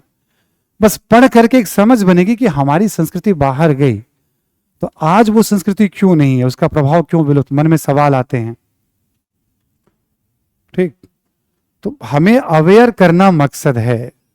एग्जाम जो है उसमें हम अपनी संस्कृति को लेके अवेयर रहे हैं। हम समय एक जैसा नहीं होता है। सोचो, आज अफगानिस्तान में महायान बौद्ध धर्म छाया हुआ था, उज्बेकिस्तान तुर्कमेनिस्तान में भी छाया हुआ था, आज कोई नामो निशान नहीं है। अफगानिस्तान में तो है, बाकी जगह नामो निशान नहीं है। एक समय हिंदू धर्म का बहुत बड़ा केंद्र था अफगानिस्तान। आज शायद ही कोई नाम लेने वाला हो, गलती से कोई मंदिर कभी दिख जाए, कोई एक आधा। समय एक साथ नहीं रहता है, समय बदलता रहता है। वियतनाम में बौद्ध धर्म आज बहुत पॉपुलर है। एक समय, ठीक है, मतलब हिंदू धर्म ही वहां बहुत था पॉपुलर। कंबोडिया, लाओस और वियतनाम, इसको हिंद चीन कहते हैं। हिंदू धर्म, बहुत शासकों के नाम देखोगे संस्कृत के नाम पे, राजवंशों के नाम, शैलेंद्र वंश, ठीक है, इसलिए डायनेस्टीज वगैरह देखोगे आप, तो ये बताता है अच्छा खासा हमारी संस्कृति का प्रसार, एक प्राउड का फील भी कराएगा। ये थोपा नहीं गया था कि हमने कब्जा किया और फॉलो करवाया। लोगों ने स्वीकार किया था। तब स्वीकार करते जब उनको लगता है कि भारत का जीवन उन्नत है, इनके विचार उन्नत है, इनकी संस्कृति उन्नत है, तभी लोग स्वीकार करेगा।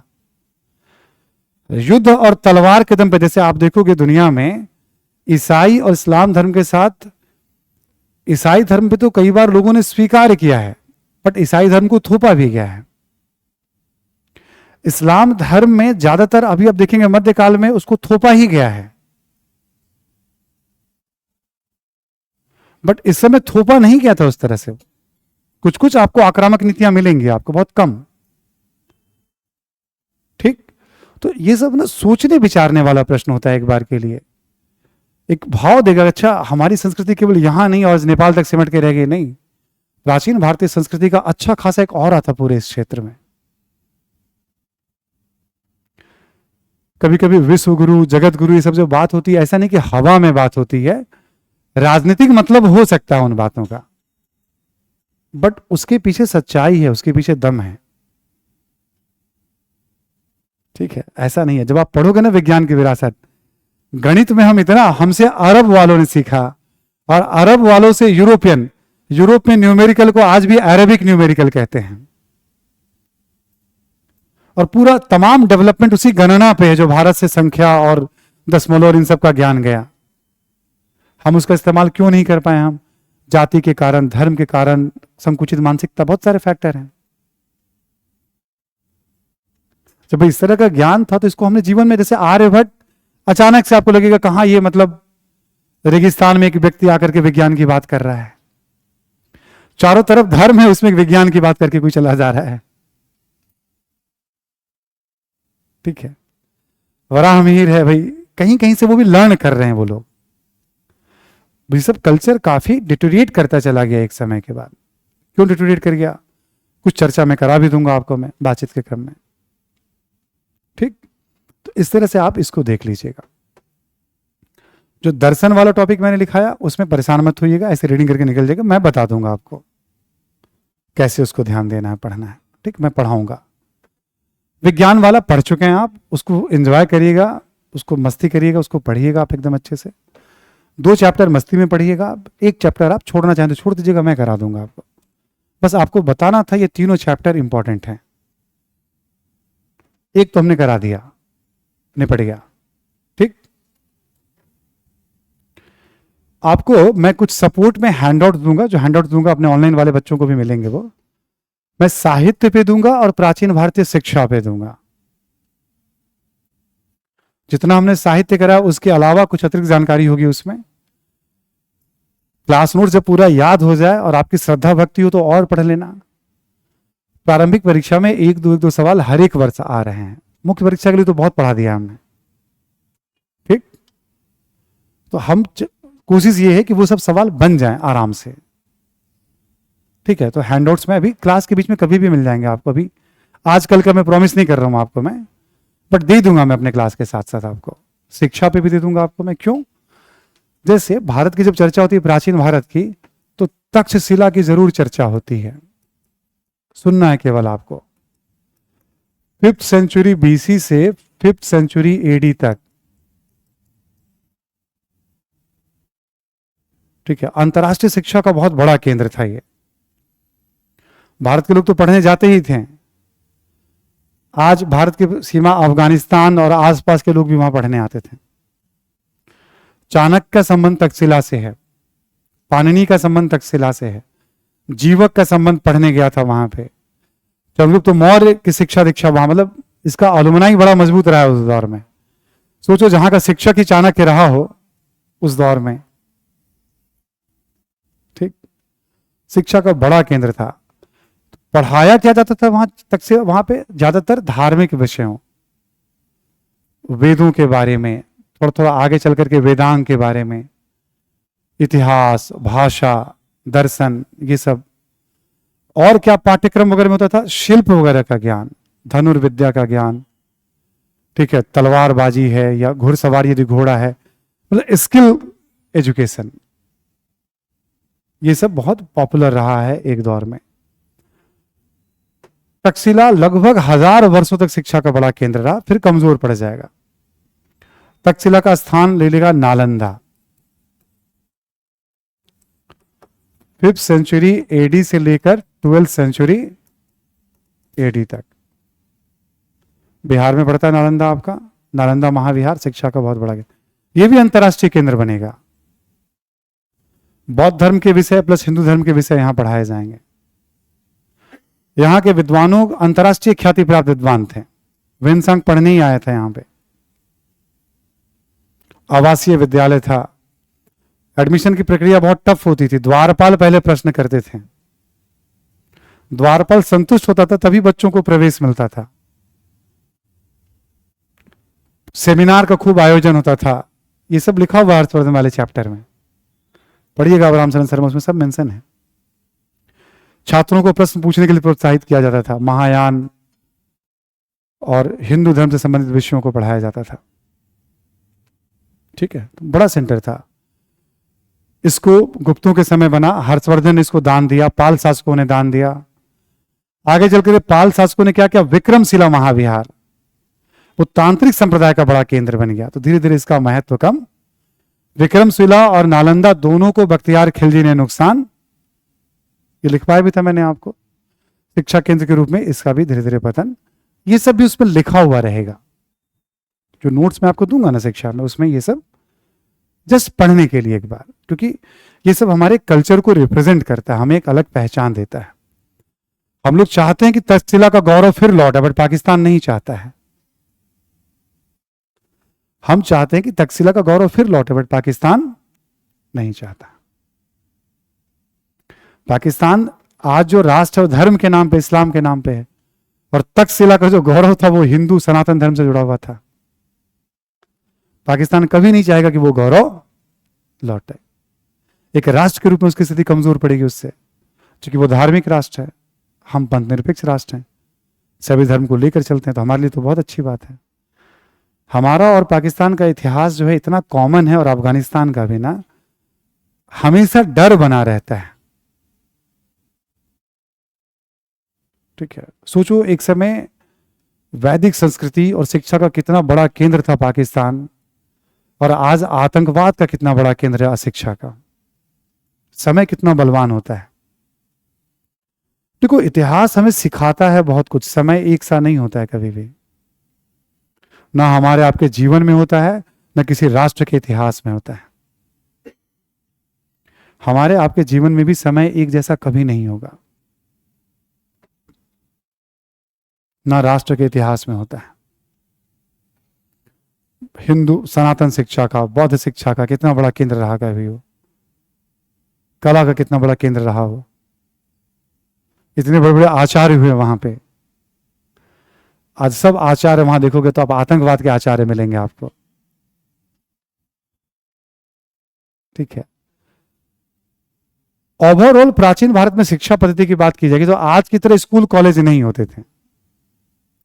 गुरुकुल हुआ करता था, आश्रम हुआ करता था, आगे चल करके मंदिर हो जाएंगे, मठ हो जाएंगे, विहार हो जाएंगे। धार्मिक शिक्षा, व्याकरण, भाषा की शिक्षा, इतिहास की शिक्षा, दर्शन मतलब जन्म मृत्यु, लोक परलोक, इन सब की शिक्षा, यही सब शिक्षा के विषय वस्तु होते थे। और राज परिवार के लोग थोड़ा उन्हें युद्ध से संबंधित शिक्षा, शासन से संबंधित शिक्षा, ये सब भी दिया जाता था। जो तकनीकी ज्ञान होता था ना, शिल्पियों के द्वारा पीढ़ी दर पीढ़ी प्रवाहित, पूरे प्राचीन काल में माना जाता था यदि महिलाओं को भोजन बनाना यदि आता हो, कपड़े बुनना आता हो, नृत्य संगीत का ज्ञान हो, तो बेहतर है महिलाओं को उस तरह की शिक्षा। ये सब शिक्षा के विषय हुआ करते थे। यदि कोई गुरु के पास पढ़ने जाता था तो वो रोज अपने घर से आ जा भी सकता था, जैसे आप करते हैं यहां पे, और वो गुरुकुल में रह भी सकता था। वो आज की तरह फीस वाला सिस्टम नहीं था कि आप इतना पैसा देंगे तभी आपको क्लास में एडमिशन, ठीक है, ऐसा वाला सिस्टम नहीं था उस समय। बस गुरु को लग गया कि हाँ इस बच्चे को शिक्षा देना है, तो गुरु प्रायः मना नहीं करते थे। गुरु अपने स्टूडेंट को बच्चों की तरह, अपने बच्चों की तरह ही प्यार करते थे। स्टूडेंट्स भी वही सम्मान देते थे जो अपने माता पिता को। पहले की शिक्षा में विषय वस्तु के अलावा शारीरिक स्वास्थ्य, मानसिक स्वास्थ्य, जीवन कैसे जीना है, इन सब पे भी बहुत बल, उसको कहते हैं सर्वांगीण विकास पे। अभी सबसे ज्यादा बल क्या होता है, हम पढ़ रहे हैं केवल एक बात के लिए, नौकरी मिल जाए।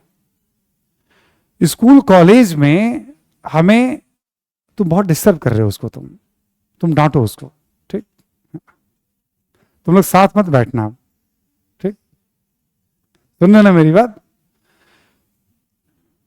पड़ोसी से कभी भी मित्रता मत करिए, क्लास में पढ़ने आइए तो, ठीक है, उतना रखिए कि बस एक दूसरे को दिखा दीजिए क्या लिखा, छूट गया तो मत रखिए आप। फिर क्या होता है, धीरे धीरे एक समय के बाद, अभी तो नए नए, उसके बाद क्या होगा, मैं इधर घूमूंगा और आप उधर घूमेंगे, ठीक है। तो हम लोग बात कर रहे थे शिक्षा को लेकर के, तो ऐसा फीस सिस्टम नहीं था। शिक्षा में सर्वांगीण विकास पे मौखिक शिक्षा हुआ करती थी, क्योंकि ये कागज कलम वाली परंपरा तो थी नहीं। गुरु एक बार संतुष्ट हो गए तो ठीक है भैया, अब तुम स्नातक हो गए हो। 2-4-5 विद्वान को बुला लिया जाता था, वो सवाल वगैरह पूछते थे। ये सब भी 2-4 पेज में लिखा हुआ रहेगा, एक बार जानना चाहिए शिक्षा पद्धति क्या थी हमारे, सब मेंशन रहेगा उसमें रिटन फॉर्म में। गुरु कन्विंस हो गए एक बार, ठीक है, हाँ, तो अब बच्चा पास हो गया, ब्रह्मचर्य जीवन खत्म, गृहस्थ जीवन में जाएगा वो, ठीक। तो शिक्षा में इस तरह की, उस तरह का सिस्टम चला था उस समय, शिक्षा जो था उस समय ओवरऑल डेवलपमेंट पे। अभी छोटी छोटी समस्या, पढ़ने में समस्या आती तुम घबरा जाते हैं।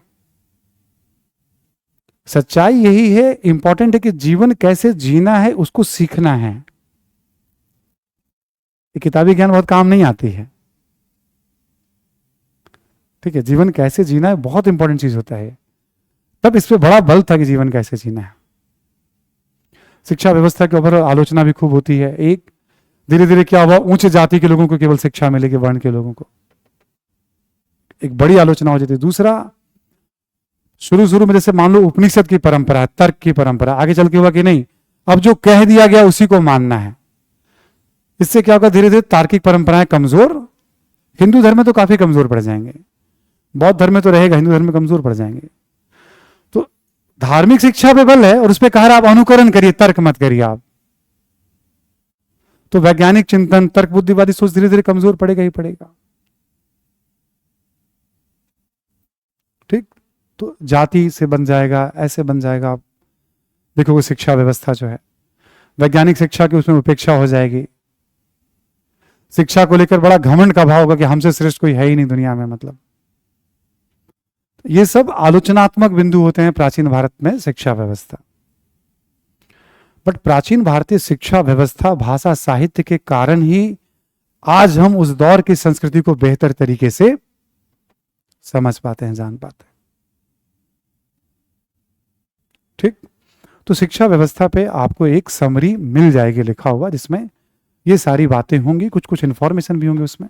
ठीक है, साहित्य पे और शिक्षा व्यवस्था पे सभी स्टूडेंट्स को, ऑनलाइन स्टूडेंट्स को भी मिल जाएगा। ठीक,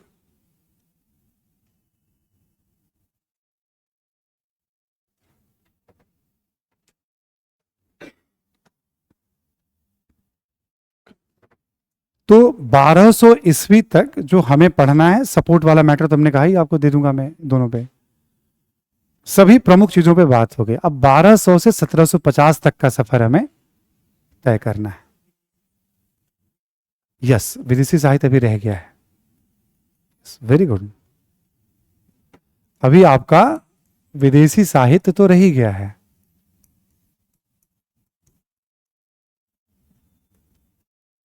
थोड़ी सी इसके बारे में भी जानकारी ले लेते हैं ना, विदेशी साहित्य के बारे में। ठीक,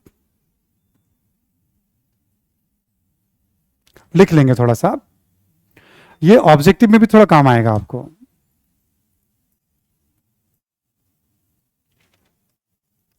ये आपको ऑब्जेक्टिव में भी काम आने वाला है। ठीक है, एक हो जाएगा यूनानी रोमन।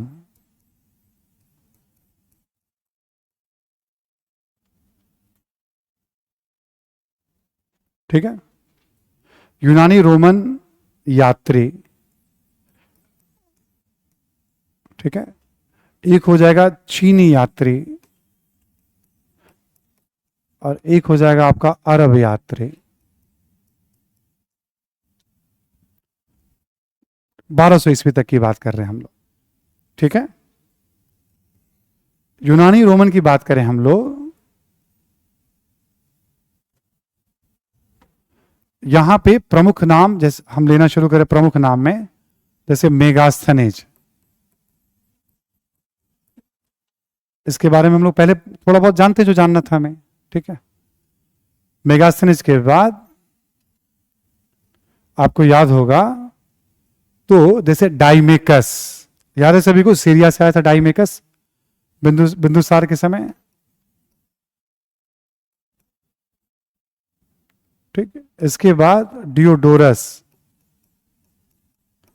जो जो यात्री आए हैं उनके नाम के बारे में थोड़ा हमें अवेयर रहना है। स्ट्रैबो, ठीक, प्लूटार्क, एरियन, ये सब आने का क्रम भी है। ठीक है, एरियन, प्लिनी, जस्टिन,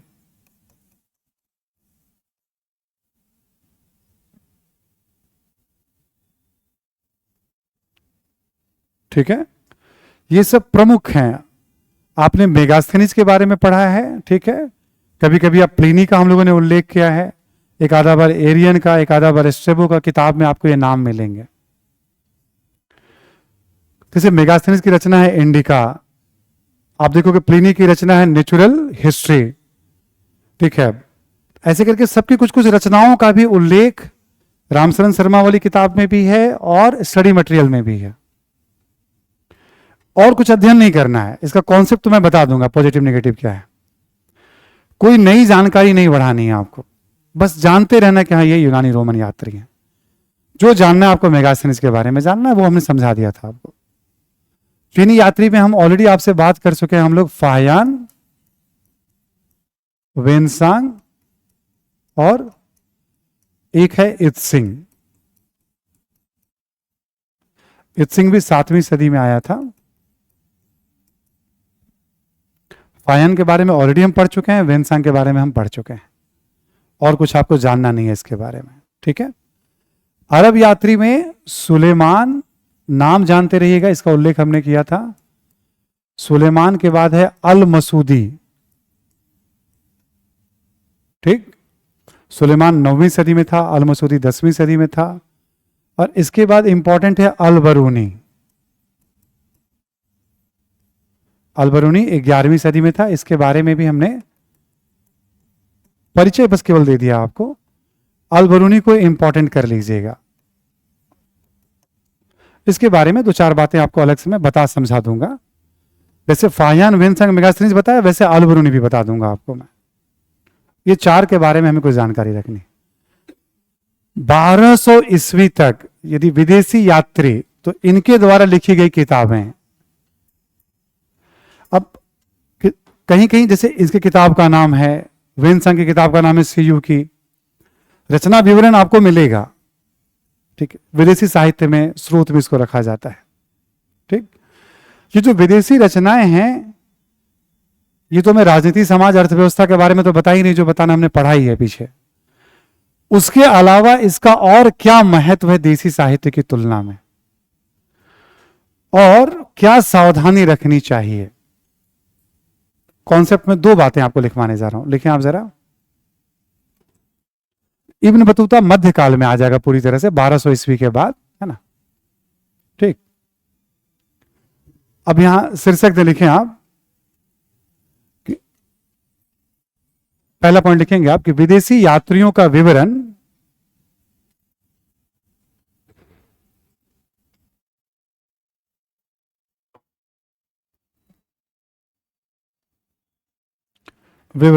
प्राचीन भारतीय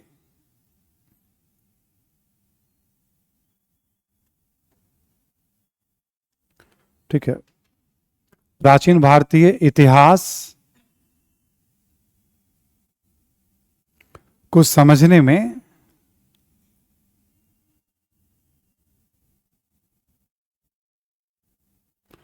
महत्वपूर्ण भूमिका निभाते हैं।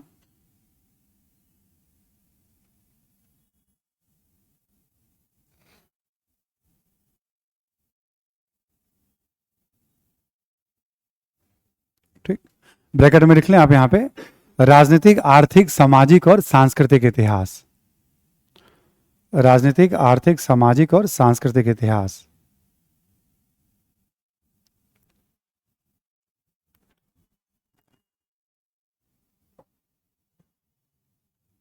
ठीक है, और सांस्कृतिक इतिहास, डन, ठीक। महत्वपूर्ण भूमिका निभाते हैं। जैसे मेगास्थनीज से क्या पता चलता है, वेनसांग से क्या पता, सब तो बता चुका हूं मैं आपको, सेम फॉर्मूला है। इसी में दूसरा पॉइंट लिखें आप, देसी साहित्य की तुलना में, देसी साहित्य की तुलना में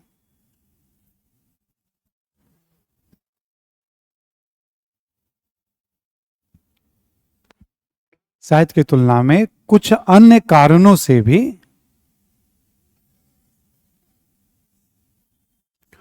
कुछ अन्य कारणों से भी विदेशी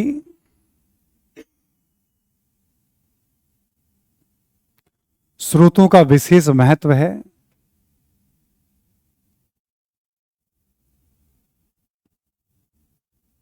जैसे जैसे प्रायः प्रायः इनका काल निश्चित है,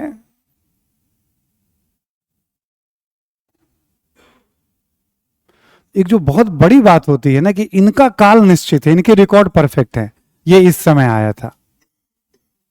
जो भारतीय इतिहास में कंफ्यूजन होता है, उस कंफ्यूजन को दूर करने में बहुत बड़ा योगदान। समझ में आ रही बात? जैसे मेगास्थनीज कब आया, उनके रिकॉर्ड में क्लियर है। अलबरूनी कब आया, उनके रिकॉर्ड में। हमारे रिकॉर्ड में समस्या होती है। तो एक तो उपयोगी तो है ही ये, प्लस और क्या इंपॉर्टेंस है इनका, काल निर्धारण में बहुत उपयोगी है ये। किस काल की बात है, ठीक है, इसी में लिखें आप। तथा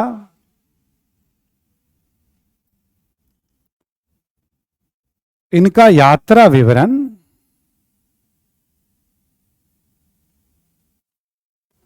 प्रत्यक्ष अनुभव पर आधारित है।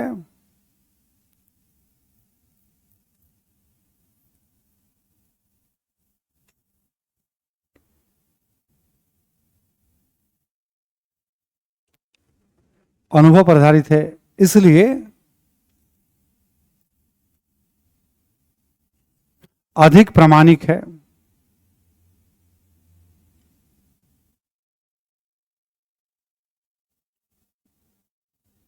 ठीक, तो दो चीजों में इनको एडवांटेज, एक तो काल निर्धारण में, दूसरा जो आया देखा वही लिख रहा है। अगला पॉइंट लिखा,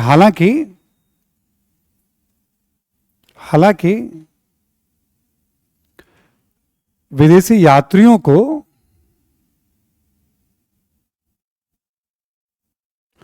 भारतीय समाज और संस्कृति की विशेष समझ नहीं थी,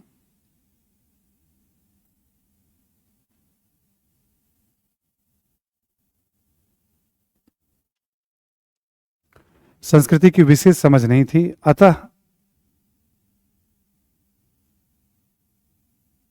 इनके यात्रा विवरण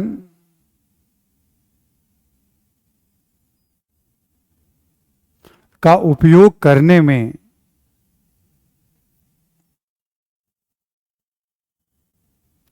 इस दृष्टिकोण को भी ध्यान में रखा जाता है।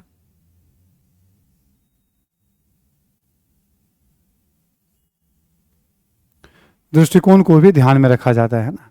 जैसे हमारे यहाँ जाति प्रथा है, छुआछूत है, वर्ण व्यवस्था है, उतनी समझ नहीं थी इनको, ये जो जो दिखा वो कह रहे हैं। ठीक, उपयोग करने में एक सावधानी ये रखनी पड़ती है। दूसरी सावधानी क्या रखनी पड़ती है, यहां से सब जमा करके जाकर लिखते थे अपने घर जाकर के, उस बीच में पता नहीं कितनी बातें भूल गए होंगे, कितनी बातें उनको याद रह गई होगी। एक ये भी तो खतरा है ना कि जब ये संकलन कई महीनों के बाद कर रहे हैं, कई सालों के बाद कर रहे हैं, तो कितनी बातें इन्हें याद रहेंगी, कितनी बातें मिक्स हो जाएंगी, ये भी कहना मुश्किल। एक और अच्छी बात है, वैसे सुन लीजिए आप, अच्छी बात क्या है इनकी, जब ये जाते हैं अपने देश में तो इन्हें डर कर नहीं लिखना पड़ रहा है। यहां पे क्या डर भी होता था लिखने वालों को कि राजा नाराज ना हो जाए, ब्राह्मण नाराज ना हो जाए, इन्हें डर कर नहीं लिखना पड़ रहा है, ये निर्भीक होकर लिख रहे हैं। तो जब भी विदेशी यात्रियों के बारे में हम कुछ भी पढ़ेंगे लिखेंगे तो ये दृष्टिकोण हम थोड़ा ध्यान में। तो चीनी यात्री में क्या है, तीनों चीनी यात्री जो आए थे वो बौद्ध धर्म के दृष्टिकोण में, पूर्वाग्रह भी है थोड़ा सा, किसी घटना को वो बौद्ध नजरिए से देखते हैं। ठीक, ये आखिरी के जो एक दो पॉइंट हमने बोला उसका भी आप इस्तेमाल कर सकते हैं राइटिंग के दौरान। ठीक, तो इस तरह से 1200 ईस्वी तक का समापन यहां होता है। और हम लोग अब कल से दिल्ली सल्तनत पे ही सीधे बात करेंगे। हम दिल्ली सल्तनत के लिए जो किताब है, आप सतीश चंद्र की एक किताब है, आपको उतना अच्छा तो नहीं लगेगा पढ़ करके, जैसे रामचरण शर्मा बहुत अच्छा नहीं लगता होगा आपको पढ़ के पहली बार में, धीरे धीरे आपको उसका महत्व समझ में आएगा। ठीक है, सतीश चंद्र की किताब है मध्यकालीन भारत पे, आप चाहें तो उसको ले सकते हैं पढ़ने के लिए सपोर्ट में, है ना। सतीश चंद्र की किताब है मध्यकालीन भारत पे, ठीक है, एक किताब आप उसको यूज कर सकते हैं। ठीक, और कल हम लोग मिलते हैं, कल बातचीत करते हैं। Thank you everyone.